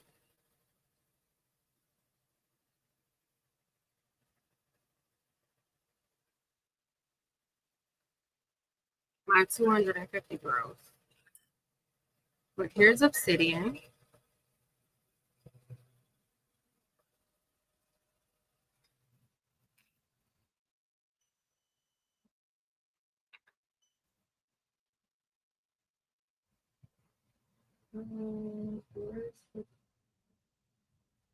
Oh my word. Yeah, let me show you how far this break just went up.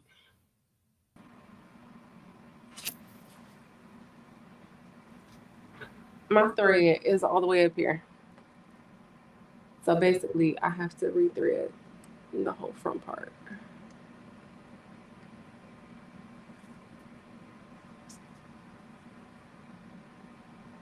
Yeah, my machine is through. We gonna finish this though. We are going to finish this design.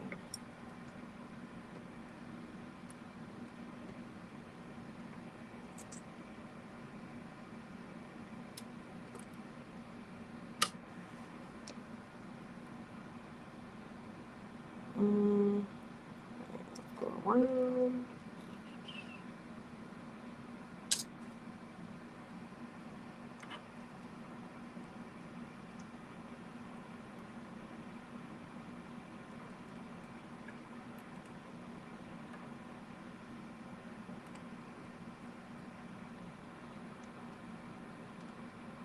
I have never had this many thread breaks. Ever.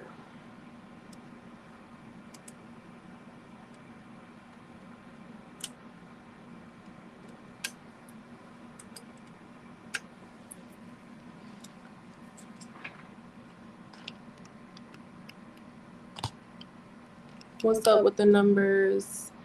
I don't know. YouTube is doing something weird again with the names. It's like your YouTube tag versus your name. Like when you sign up for YouTube, you get a tag.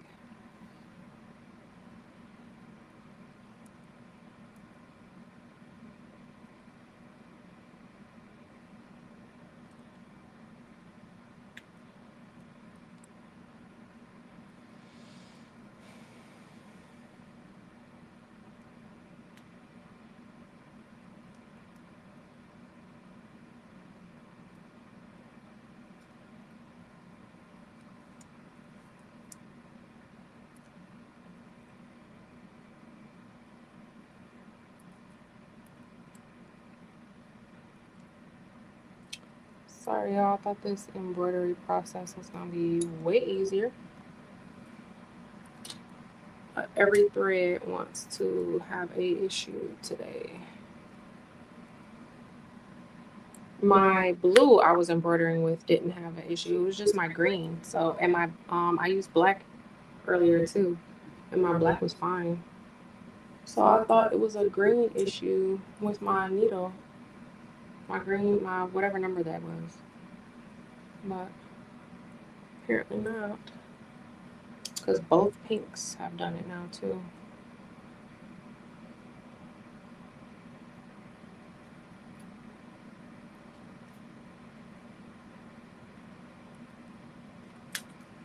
All right.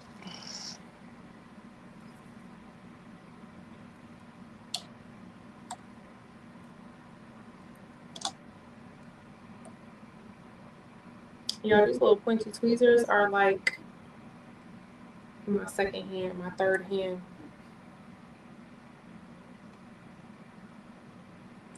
I actually cannot thread without them. The machine, I cannot thread my machine without them.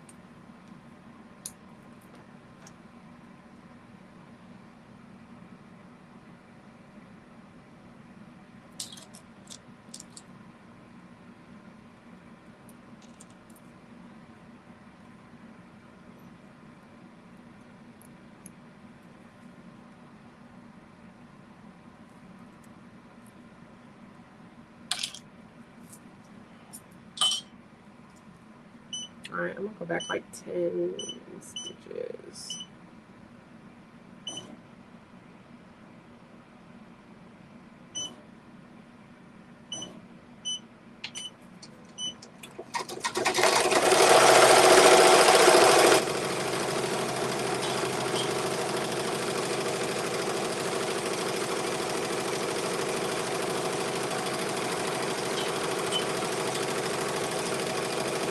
That does look so pretty though.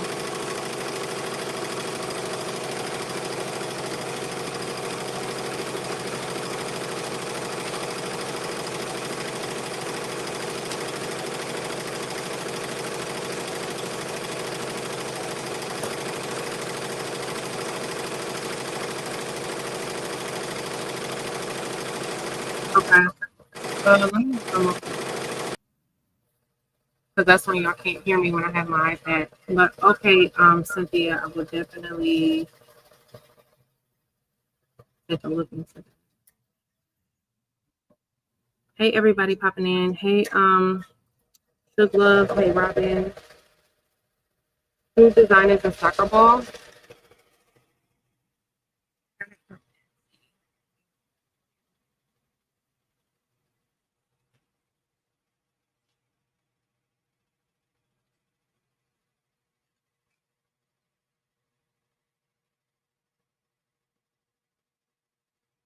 It is my file addiction. Is the soccer ball design.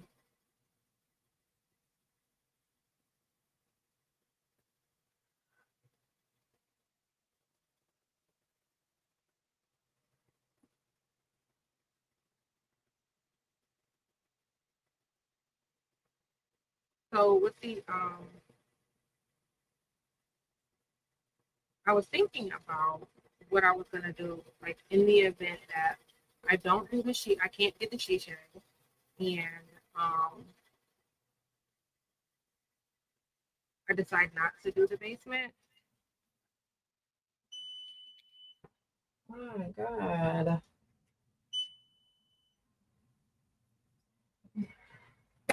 Where are my tweezers? There they are.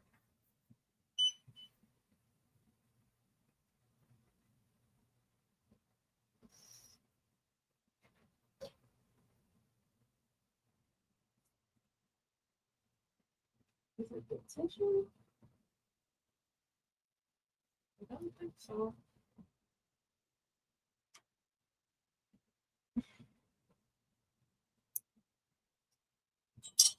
I need one of those. Who sells the little cup, the cubbies that go? Oh, y'all not even. I thought y'all was on the iPad. Who sells the little cubbies that go on the side of the embroidery machines? I need one of those.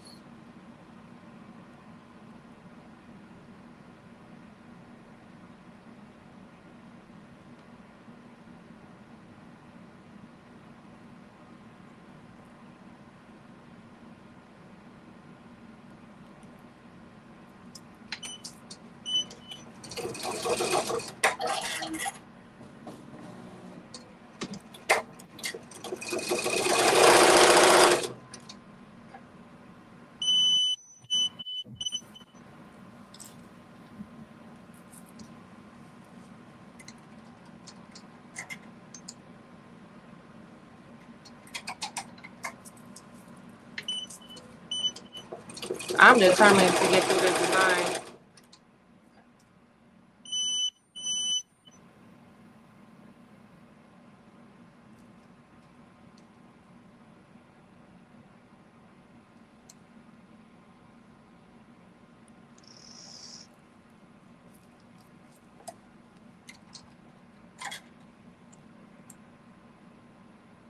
I am determined to get through this design.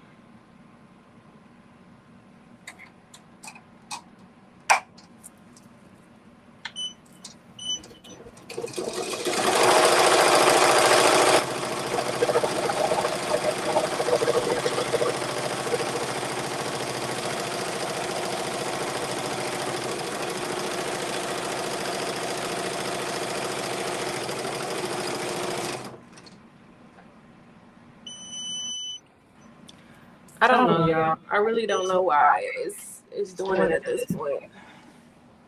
1, 2, 3, 4, 5. Oh, you know what? It might have been that.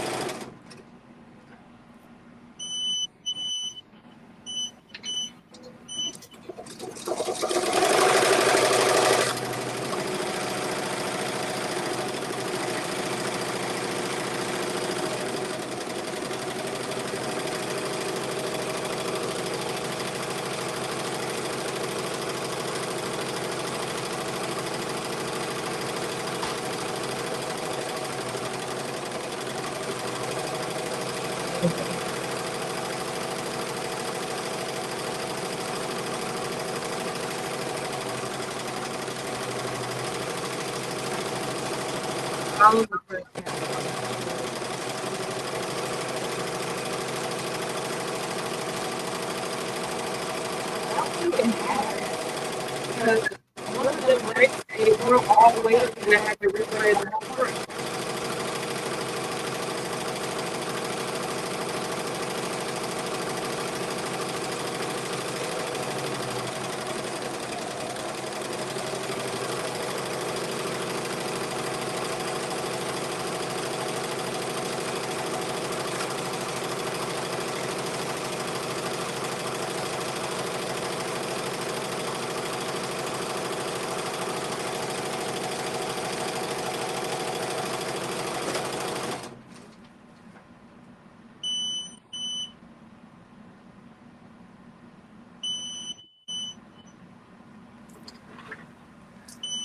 It's not even broke. So the thread isn't even broken.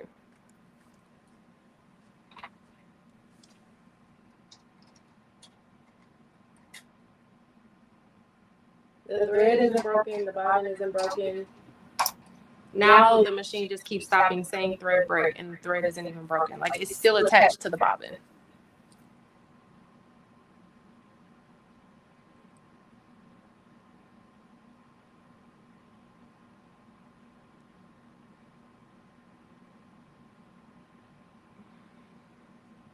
What sensor is being triggered? Like what? I don't know what it is. What is it? It's like a baby crying. Like, tell me what you want. What do you want? What more do you want from me? 1, 2, 3, 4, 5.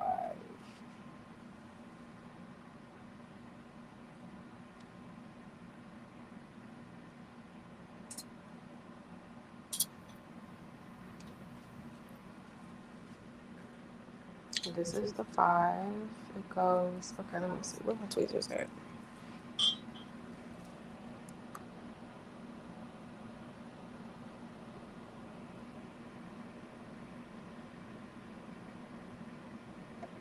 I don't like that way. No, it goes this way.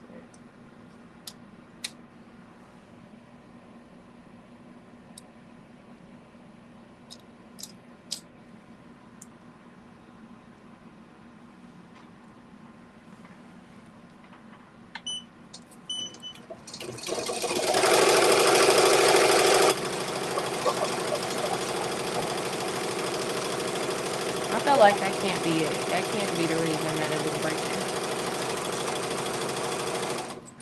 Maybe it was.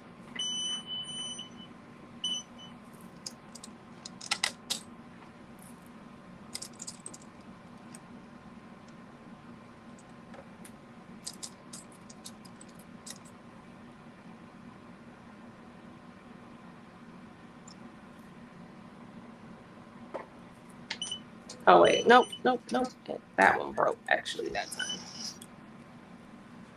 I don't know, y'all.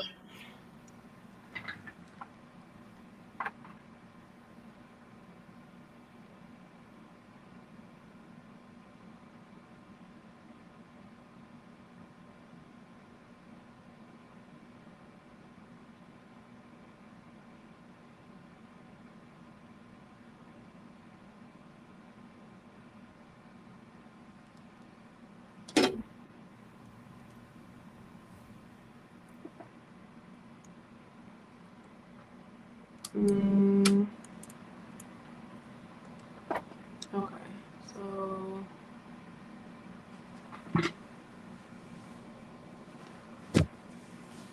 yeah, do y'all shorts be rolling up like mine is? Cause let me see.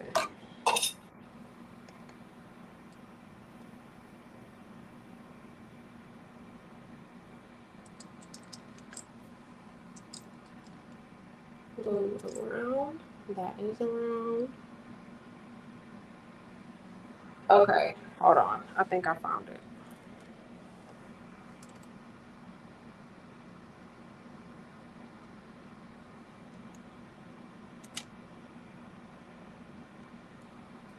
Maybe. I don't know. Because I know I did this the first time when I threaded it, so I don't know why it would have came off. But y'all get to watch me on the struggle bus.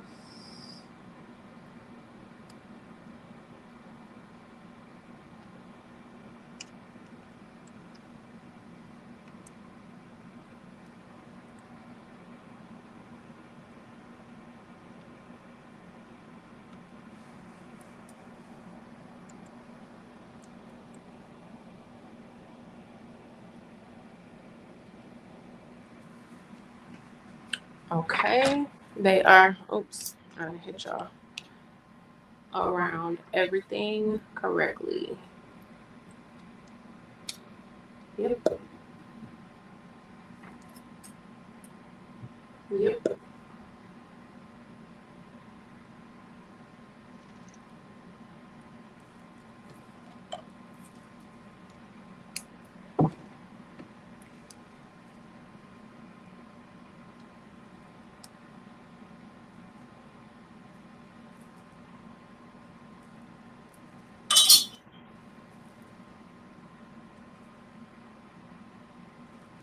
Wait.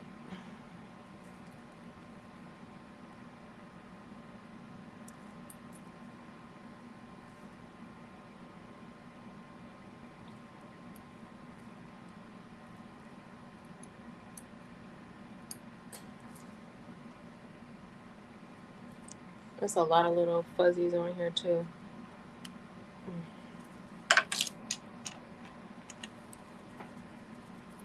Okay. Y'all, we still gotta get through the silver part. Now I'm looking at my silver sideways. Like, is you gonna act right or not?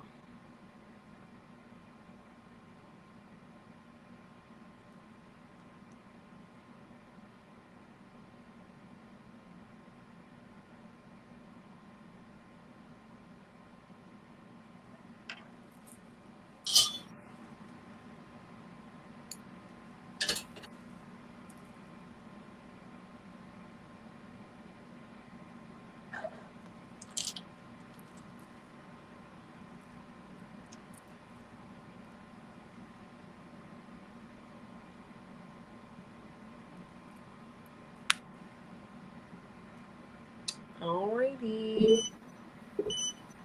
Go back like 10 stitches so I don't have that little gap.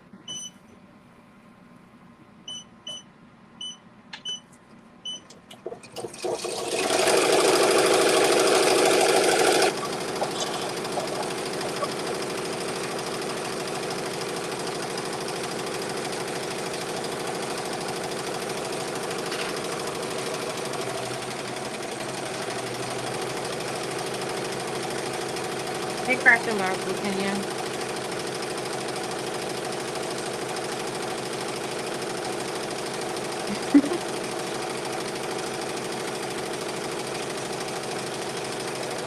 Hey, Rondria. Yeah, we on the struggle bus over here right now. Struggle bus.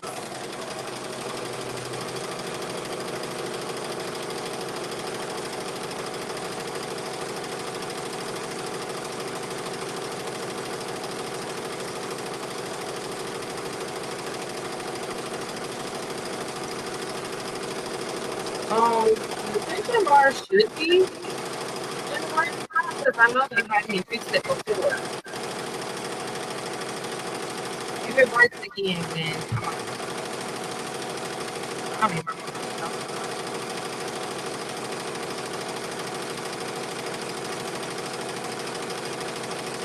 Um,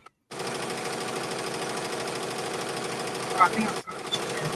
So yeah, if the sheet head ends up not, ends up being a no, and then I'm on the fence about the basement. So if that ends up being a no-go as well, I think I might just either stay here where I'm at and do, you know, um,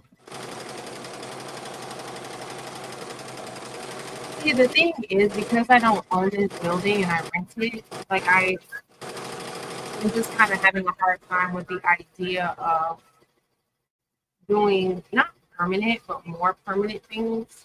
Like all of my tabletops in here right now, they're not like mounted down because I always knew that I was probably going to be leaving.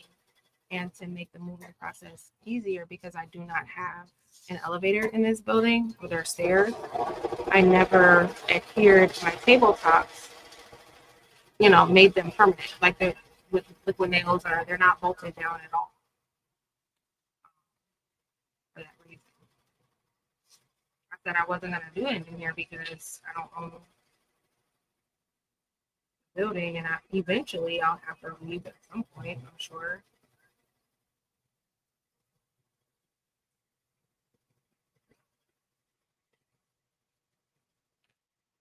But that was essentially what I wanted to do, was create a more permanent craft environment where my tabletops are like, because they're also not coated or anything. So I have a lot of scratches and dings, and I wanted to get like the coated stain resistant like countertops inside of my kitchen.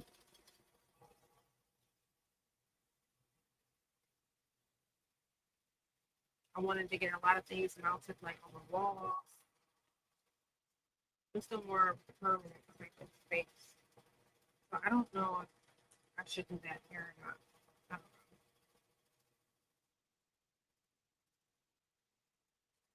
I feel like as long as my kids are younger, I'm kind of um, trapped in this like middle ground. I don't think I'll ever fully have an own craft space until my kids are grown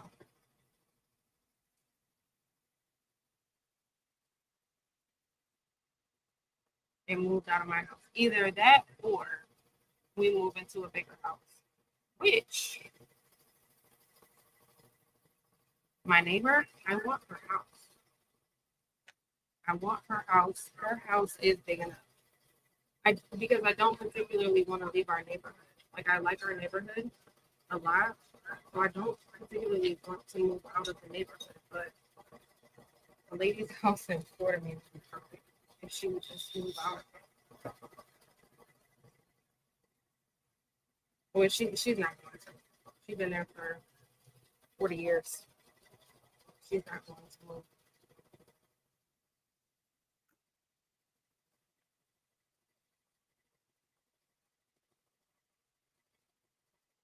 All right,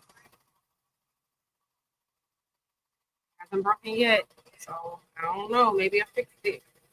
Knock on wood.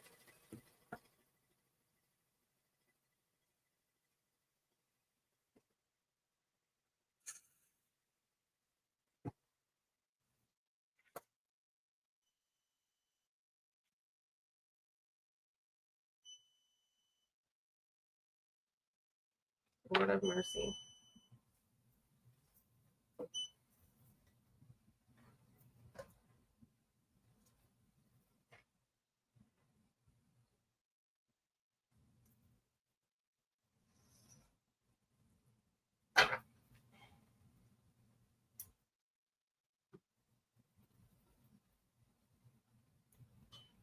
I'm gonna start humming in a minute. That's what I do when I get frustrated. About 2 seconds. Start my hum.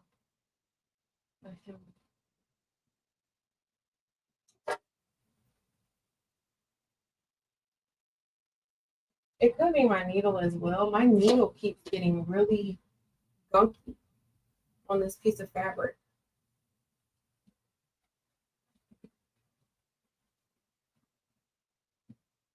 Maybe that's it.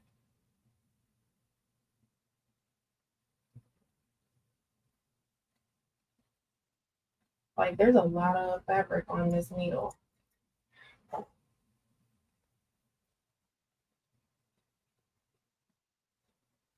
Is that the heat and bond? Can y'all still hear me? I don't even know if y'all can hear me.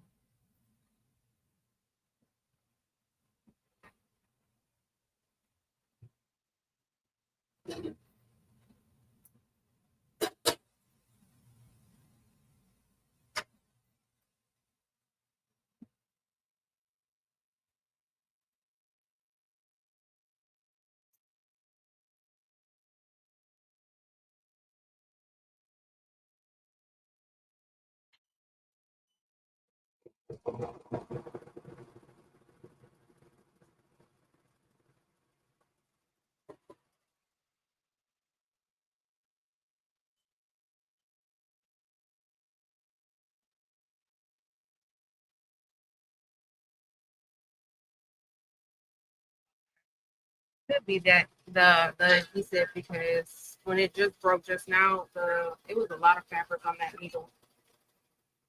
So maybe I think that was the issue I was having earlier too. I had to keep cleaning the needle when my green kept breaking. So what would be, maybe if I don't use the heat and bond and I use the basting spray, like a little bit.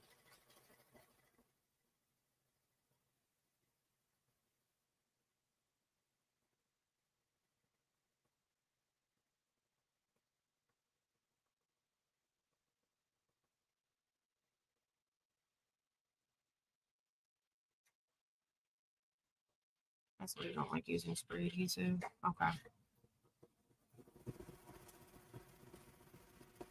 So Eve, what do you do? Do you just trim the fabric? Like you don't cut out your letters? Do you just lay the fabric down and just trim it?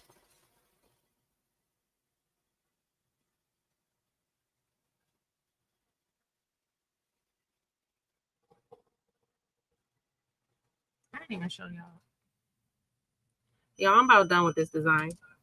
I really am.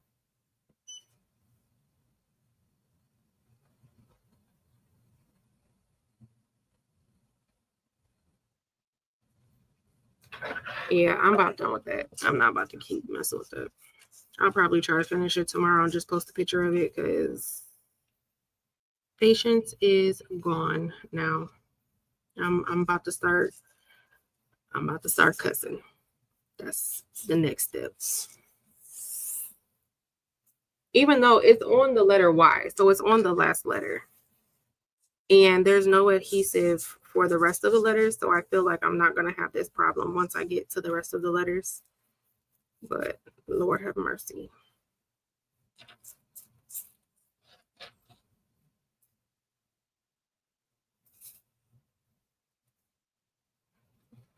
All right, so this is the arm. This is really pretty. I've only used this like a handful of times.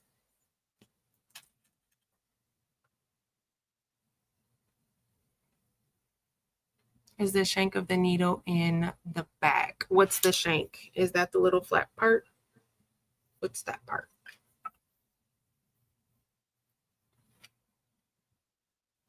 Clean the needle with alcohol, but there are non-stick needles that might help. Non-stick needles? Never heard of it. I'm gonna have to grab me some of those. Because I really do like using the heat and bond or a basting spray. I do prefer it versus trimming the fabric. So maybe I will look into that because I really don't want to omit an adhesive and trim it.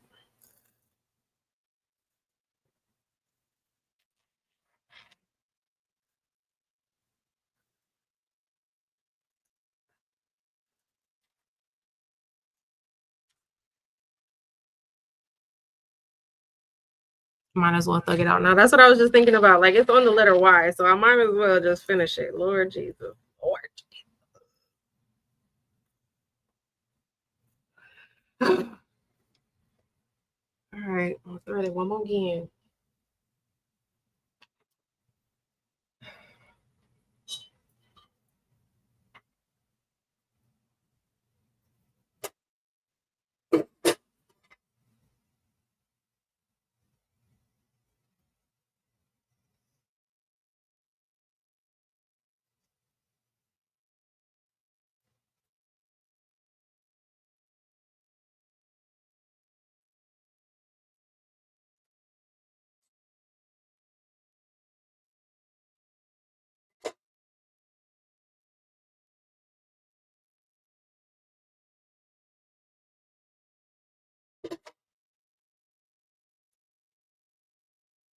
What is it?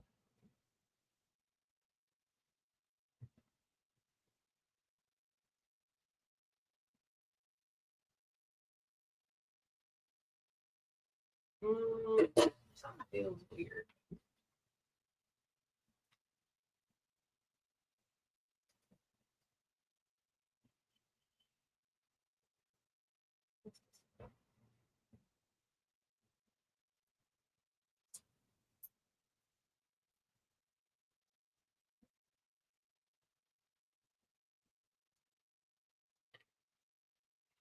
Everything is still looking the way it's supposed to.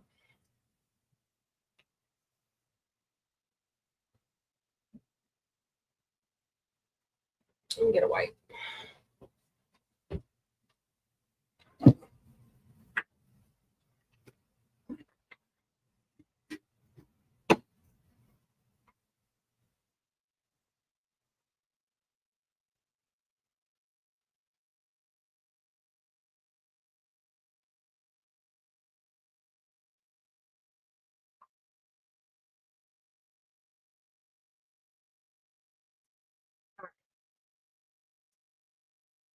Maybe that will work.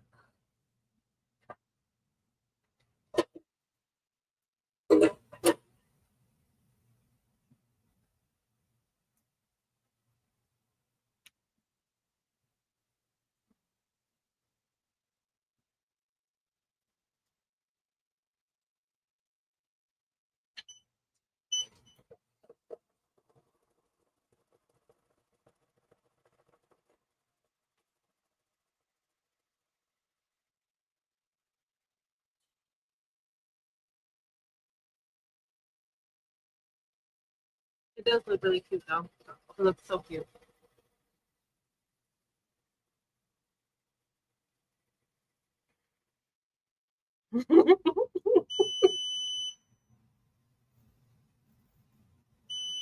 I'm about 2 seconds from being demonetized, Jesus.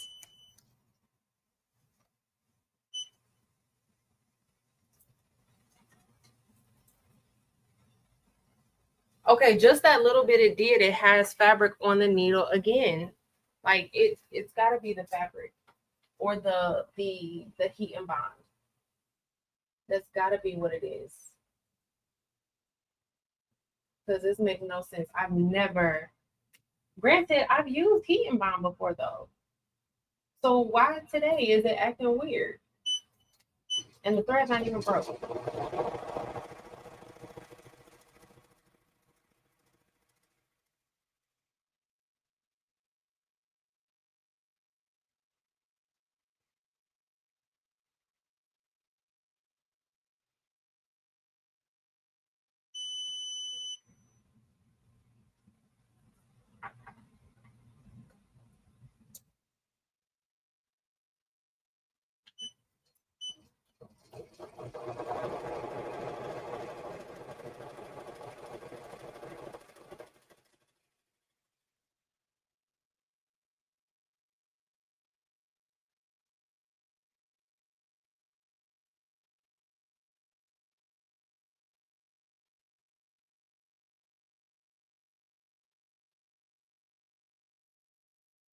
That was me this time. I'll stop it.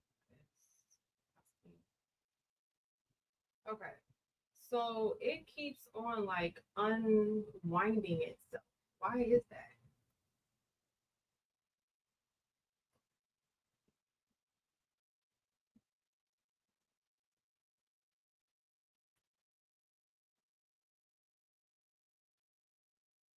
This machine is giving me the blue to say, I know that lady she gonna send me a Facebook message at 4 a.m. That people sent me the machine. Bye.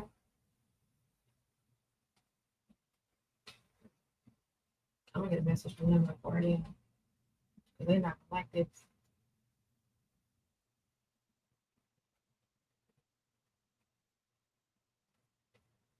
All right, there we go.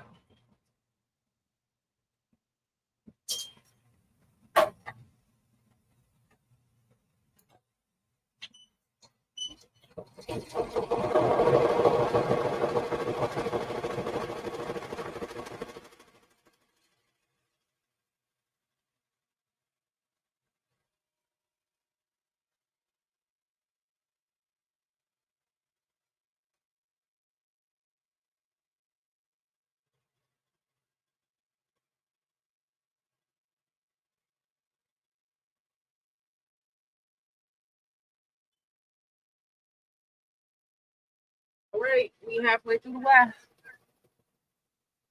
We can just get the rest of the way. Well, we won't be done, but I don't think that the gray is going to give me this much problem because it's just a fill stitch. Okay, Eve, I will check them out when I get off of here. Hey, Tanya, how are you? Some say the non-stick needle doesn't help.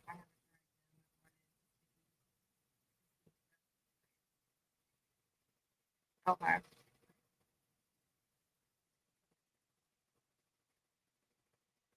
You know, I'm gonna try that.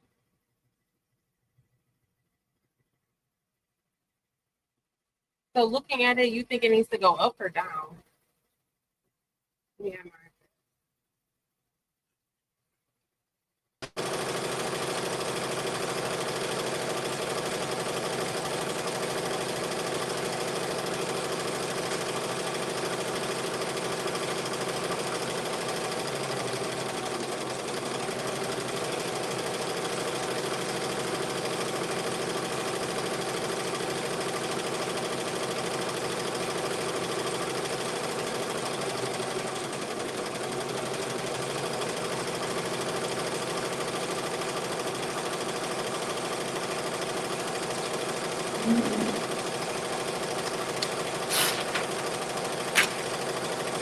let's pick up these ones. These my rhinestones are actually right.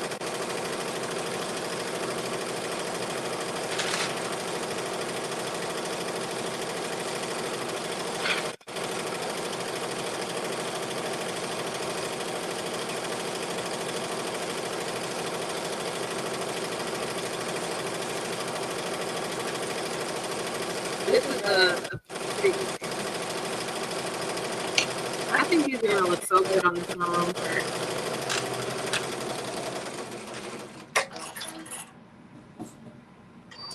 Hallelujah.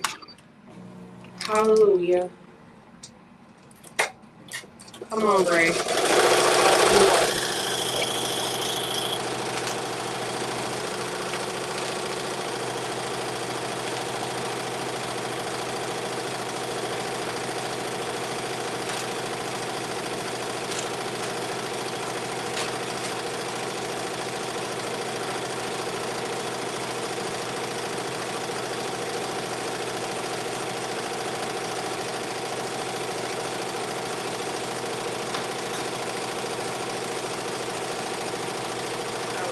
Where is the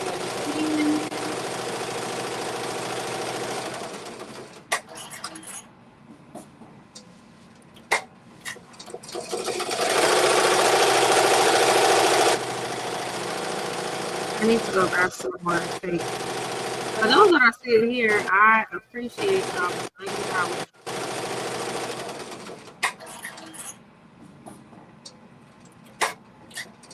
If my thread is not right on this color, then I know it has to be the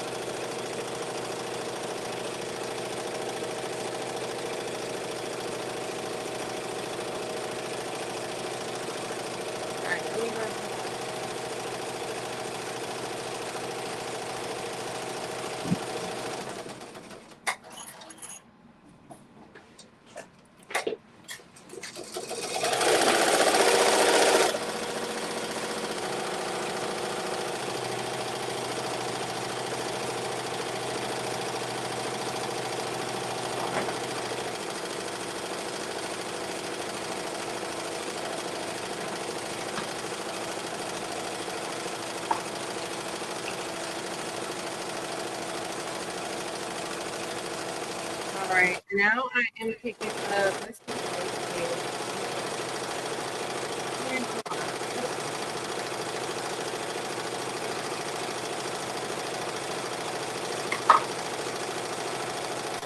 and then I'm gonna brush my face and then brush my Let me tell you something. I said I was gonna keep this shirt, but I'm not. I'm gonna give it to my sister and I don't ever want to see it again. I don't even want to see her wear it. Don't wear it. I don't ever want to see the shirt again. Ever. Wear it somewhere else. Not around me.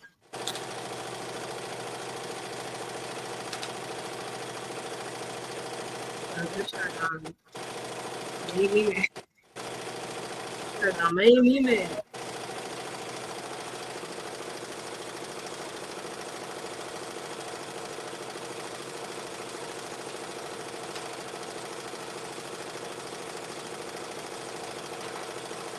Yeah, I think it's heat.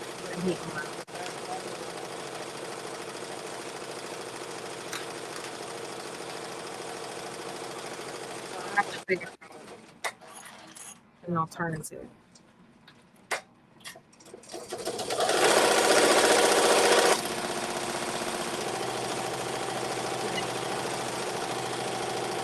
Even though I really like it.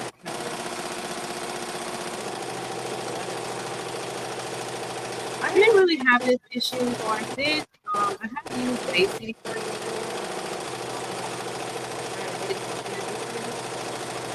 the only time I've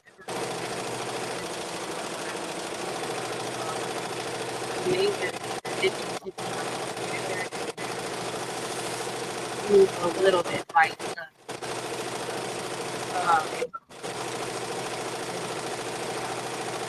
I don't like to be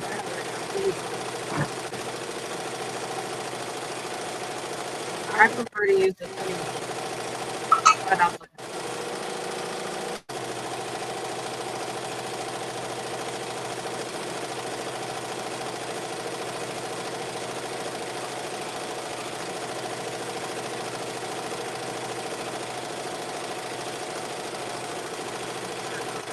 first.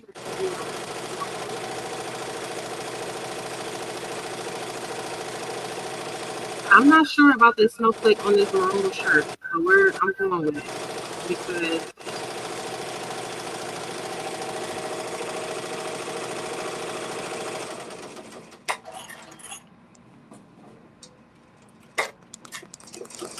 I can hear the volume was up. But yeah, I'm going with it because it's a soccer ball. Soccer balls are white.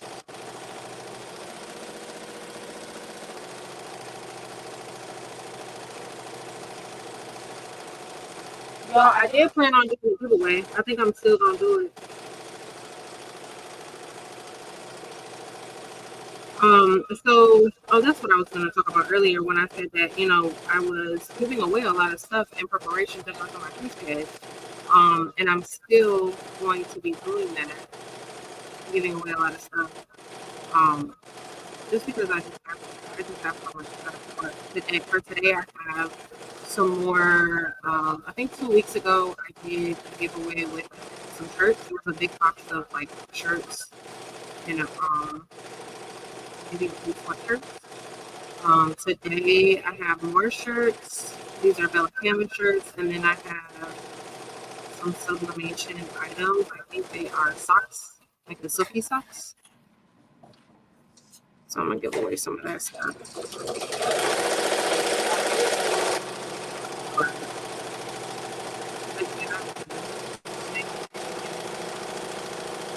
And then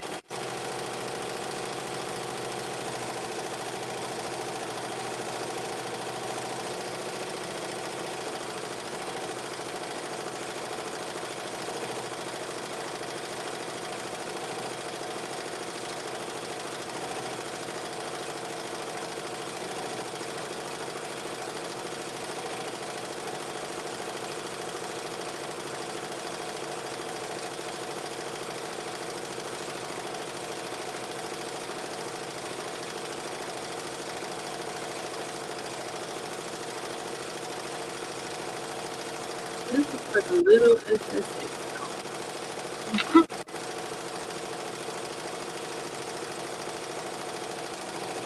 I keep saying I'm gonna get in my SC6.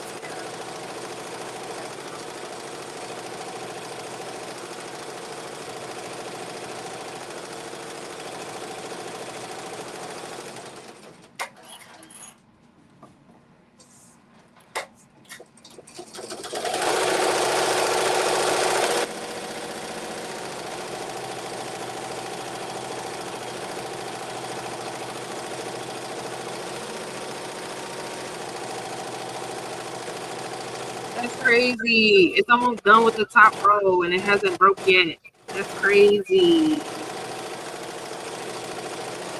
I definitely think it was getting combined.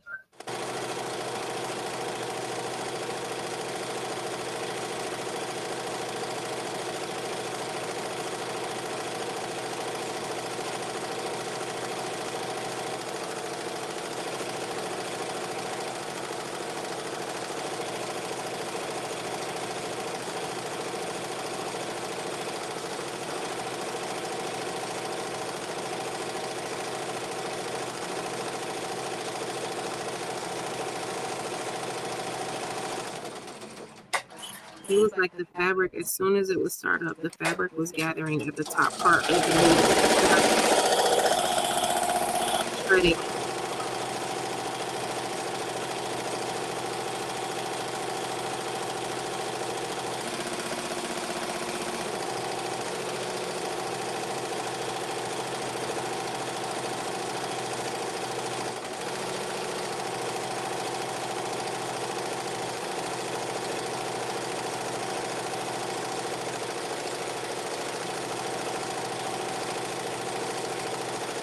I didn't realize it was a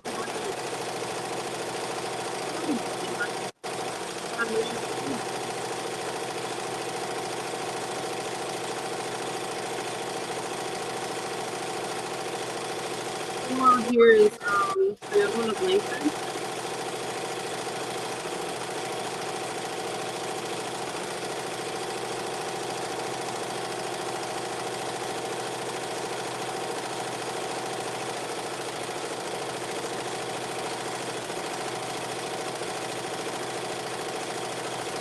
I actually already bought my plane ticket.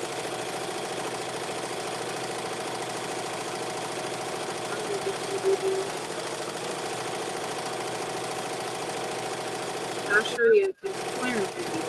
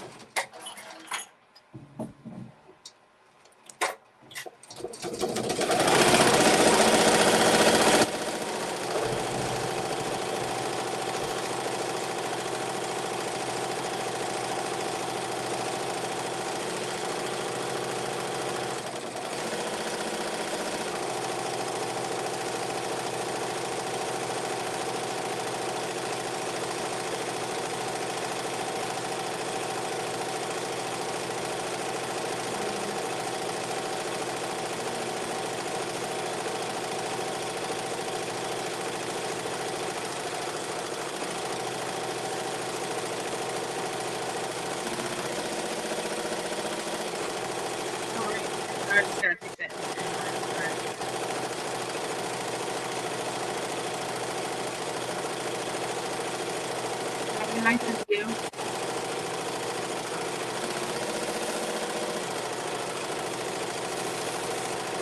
Yeah, I'm definitely on there. What are we? 2.5 to 40? I'm normally off. I figured I was gonna be on there longer tonight. I wanted to do the design, and if it's giving me issues earlier, like we're gonna talk about it. Any more issues? It's definitely the heat on the back of the fabric.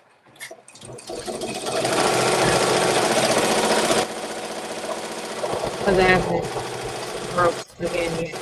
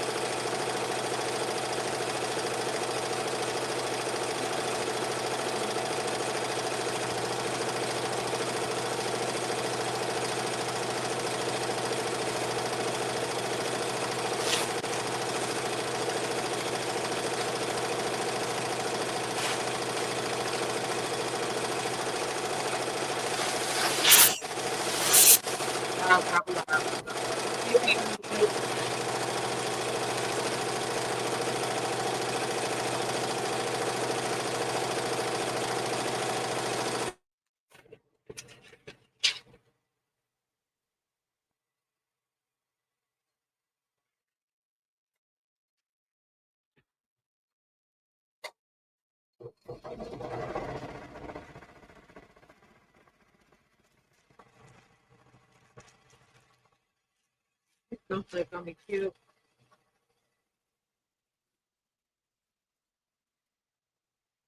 Oh, my iPad died. I'm gonna just remove that.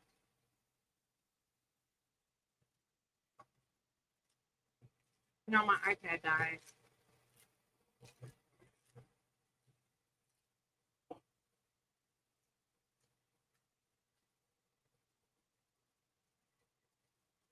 It's almost done though. It's on the second row. And it hasn't the thread hasn't broken in yet.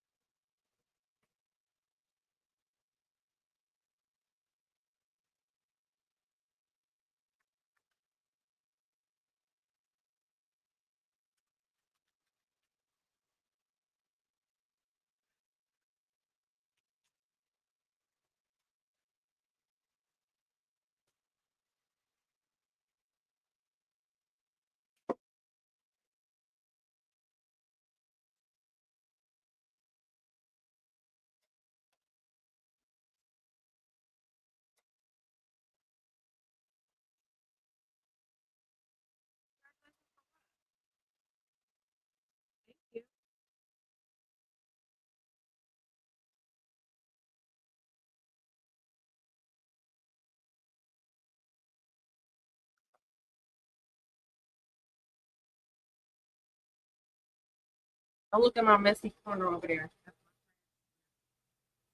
But my iPad died.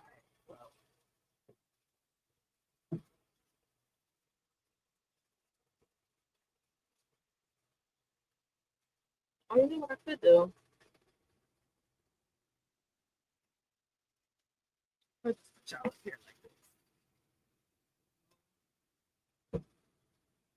Oh, and my pad, I did sublimate for it.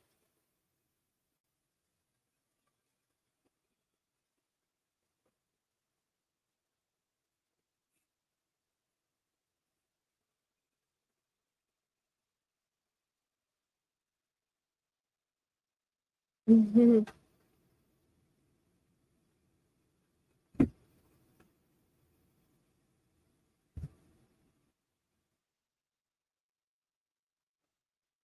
All right.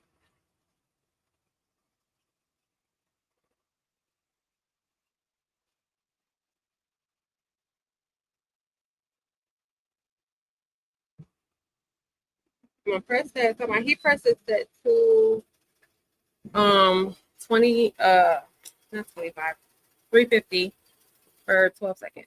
I'm gonna show y'all that other shirt again. That looks so good. It looks so good.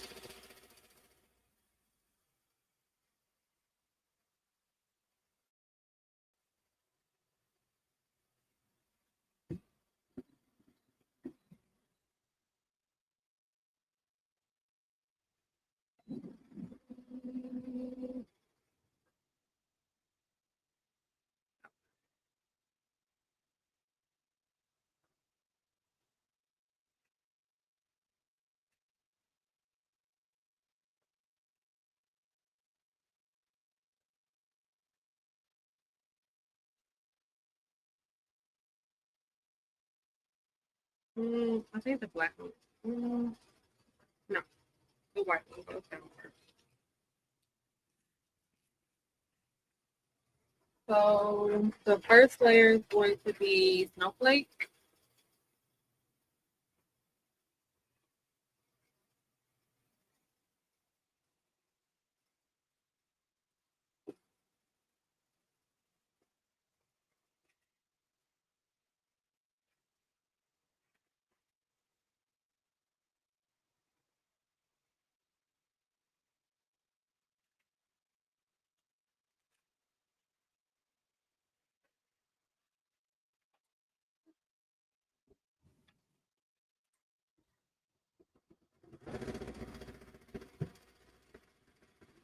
I wasn't sure about the snowflake with the maroon, but I think that's gonna look really, really good. Thank you, D. Smith. Thank you, Picker. Thanks, Shug Love. Question: do you label your items? What do you mean? Label what items?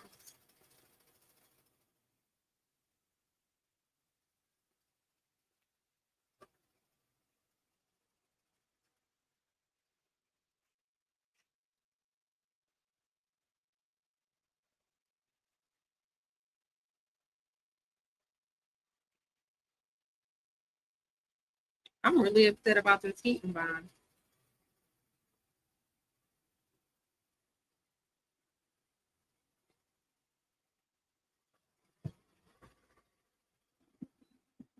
This girl looks so cute.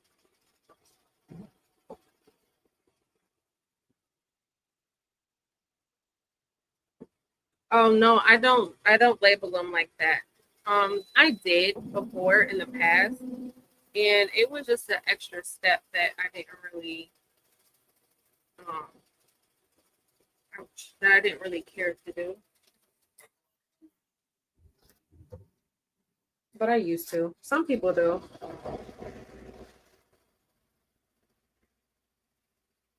No, I think this is crooked because y'all know I can't learn stuff up on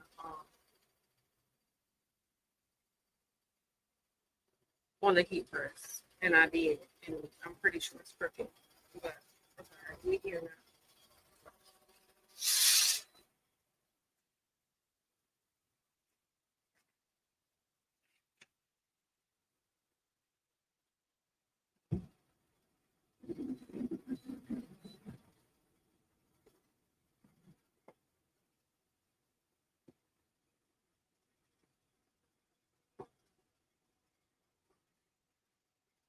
That shirt's about to be real cute, but I don't ever want to see it again.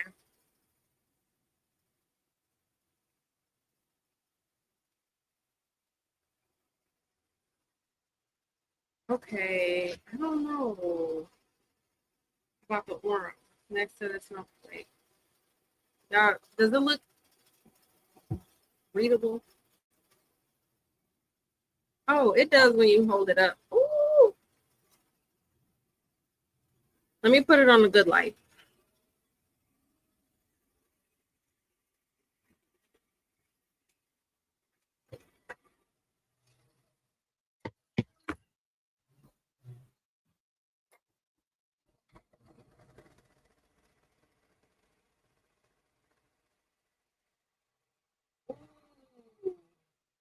looks so good. That is good. That's good.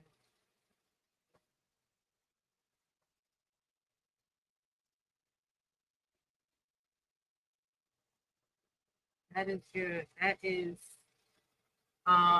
snowflake, obsidian, and Orem AB.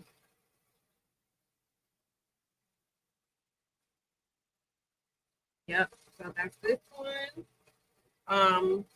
This is for his home games because his home, uh, he has two uniforms. His home uniform is maroon and gold, so that's why I did the kind of burgundy shirt with the Orem AB in the middle. And then his away uniform is black and gray. That is why I did this one. Now I kind of wish I would have did Snowflake on this one. I think Snowflake would have popped a little bit more. I did Labrador, which still looks good, but I think Snowflake would have popped this a little bit more. This one looks good too. And I use lava. I've never used lava before, and it's like on here it kind of looks reddish, orangish, and then in some light it looks more orange. But then in some light it looks more red.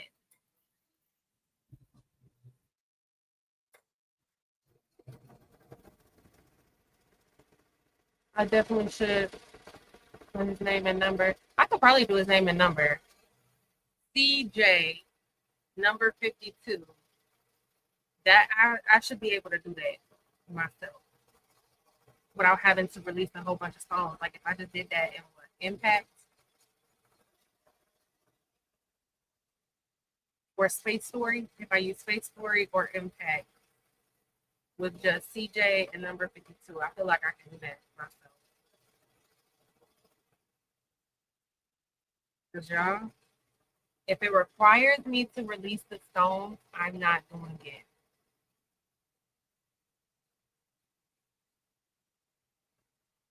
If it requires me to release the stone,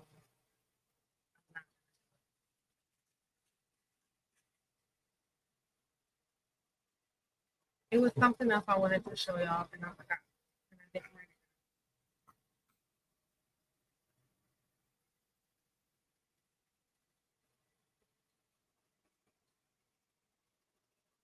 That's almost done though. So the fact that the thread did not break on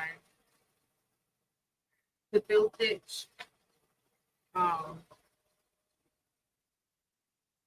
pretty much confirms for me that it is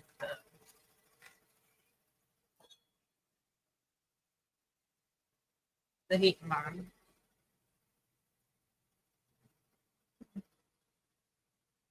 All right, so here's what I was going to give away. I may wait till next week because I know a lot of people got off and went to bed. It is late. My bad, y'all.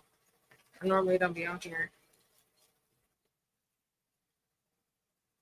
But this is a sublimation blank. Silky socks.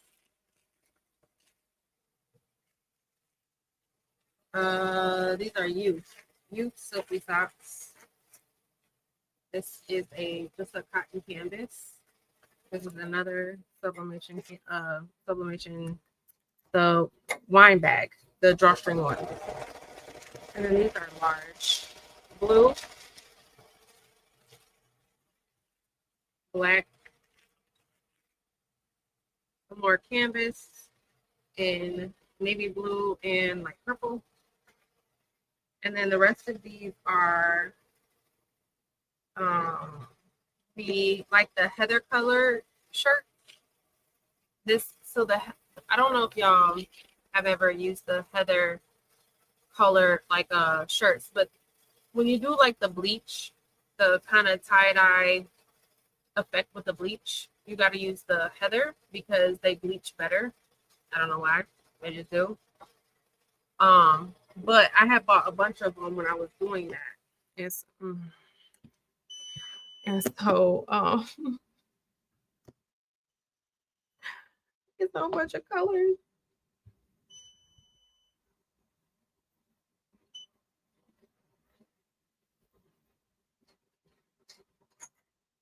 Oh, it wasn't a thread break. Woo! False alarm. I ran out of bobbin. Yeah, I was about to cry.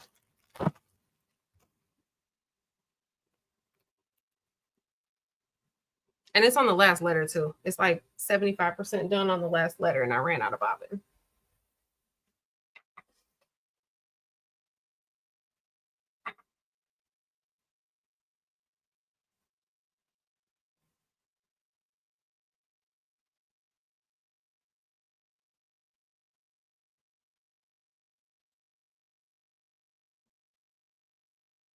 Where is the start thread on here?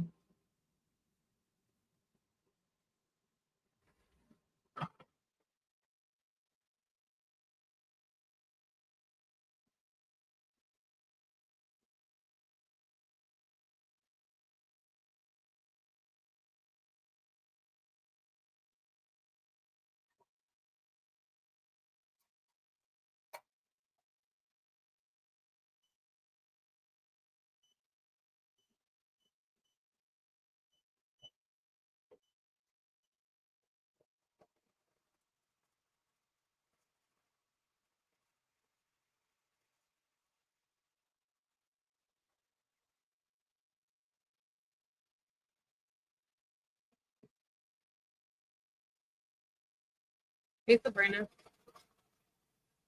I think you put your scissors in the Coke. Did I?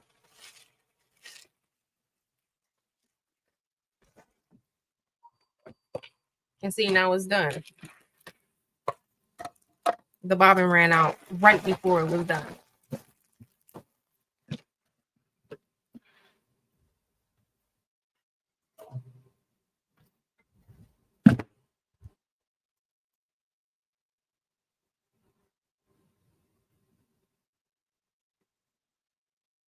It's cute, but Lord, was it worth it? I don't know.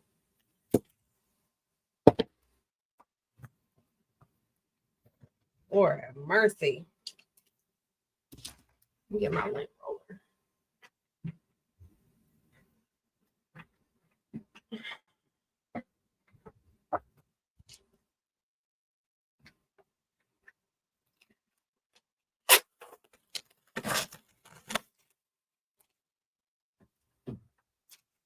I got a little trimming to do just on some of these letters. Like the fabric went a little outside the satin stitch, but that's pretty easy.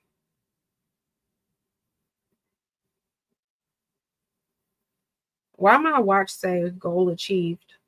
It was from all that rethreading. I bet you my goal was achieved.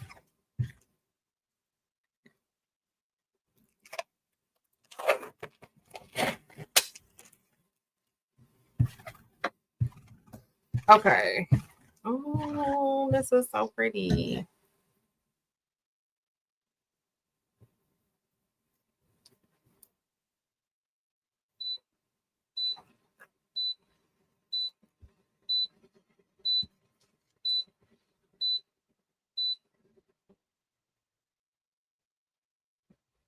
The silver looks white on the camera, but it's like a silver color. But y'all, this came out so cute. You see, I have just a little bit of trimming to do right like on the L, like right here. It's a little tiny piece of thread sticking up. Okay, so right is so cute.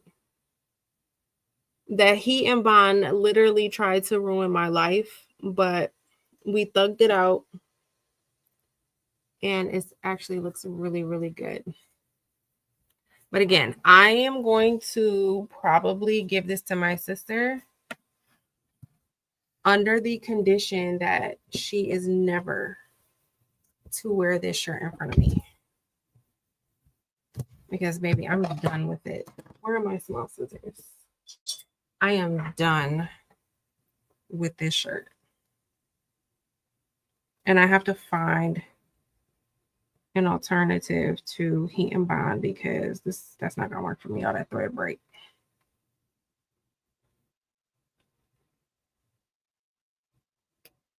I'll trim that later. But yeah, I just have a tiny bit of trimming to do at the top, but it ended up coming out so cute. It's a nice size. I like big designs, and it ended up being a really good size.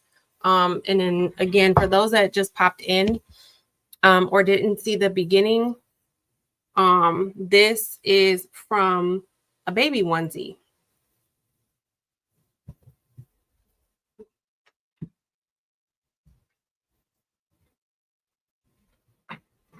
Y'all, sorry my shorts keep rolling up. But this is the baby onesie, right? So this was a 3-month baby onesie, and I cut it up. And this is the fabric that's in the word always. And then there was another baby onesie that is the fabric in baby. So the idea is, you know, to repurpose the baby onesies for a shirt that you can wear versus, you know, throwing them away or whatever. Well, most people I know, they don't throw them away, they give them away. But yeah, if you want to keep a couple pieces that are, you know, cute patterned like this, and you want to turn it into a baby onesie, that was the thought process behind this file. Okay. All the issues I had today was not the file, it was the heat and bond. So maybe don't use that. Maybe don't use the heat and bond, right? But listen, I appreciate y'all for thugging it out with me. I'm gonna go ahead and do the giveaway because y'all didn't have to stay, and you did through all my issues and hot mess. So I'm gonna do the giveaway. Again, these are all, so the shirts are pretty much all large, and they're Bella canvas. And most of them are the heather colors. So heather, like rust. It's like, it's not straight rust or straight orange, it's that heather. That's what the shirts are. Couple cotton canvas, couple sublimation canvas, and then silky socks. These are the brand Silky Socks. So you can sublimate the white part. And then I have 2 large, which is adult, 2 adult blue, 2 adult black, and then 2 youth black. Okay. You're not gonna get the plastic bin. I'm gonna put it in a box, but because I need my bin. But I will put it in a box. So let me set up the giveaway, and then I'm gonna go ahead and give y'all this, and we'll go ahead and end the night. Again, like I said, I appreciate y'all.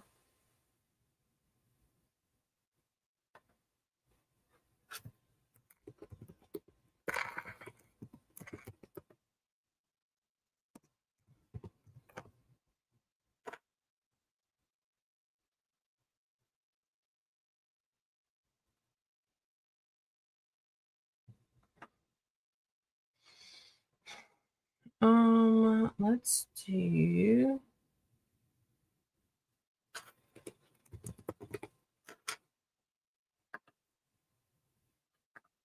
Let me share my screen. All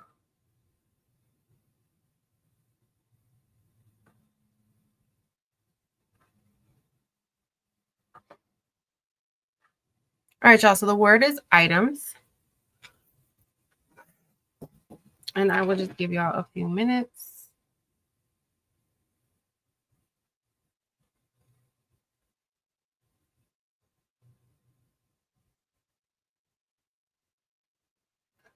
Ooh, now my back starting to hurt. Lips been crusty for about a good hour now.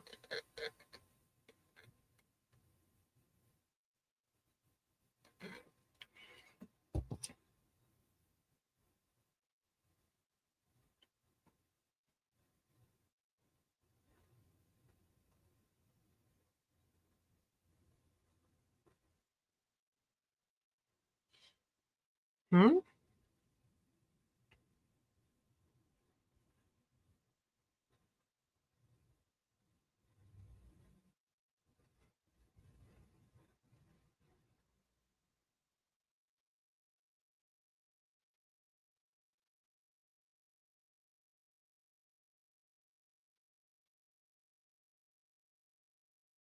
Okay, hold on.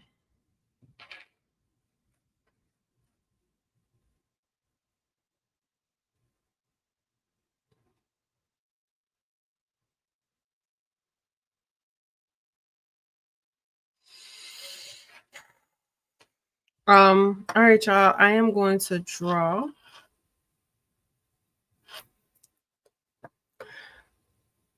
All right, good luck, everybody.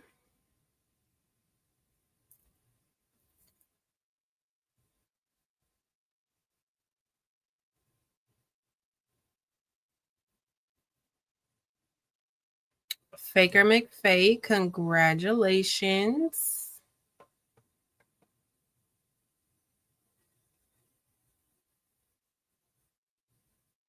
Oh, let me stop sharing.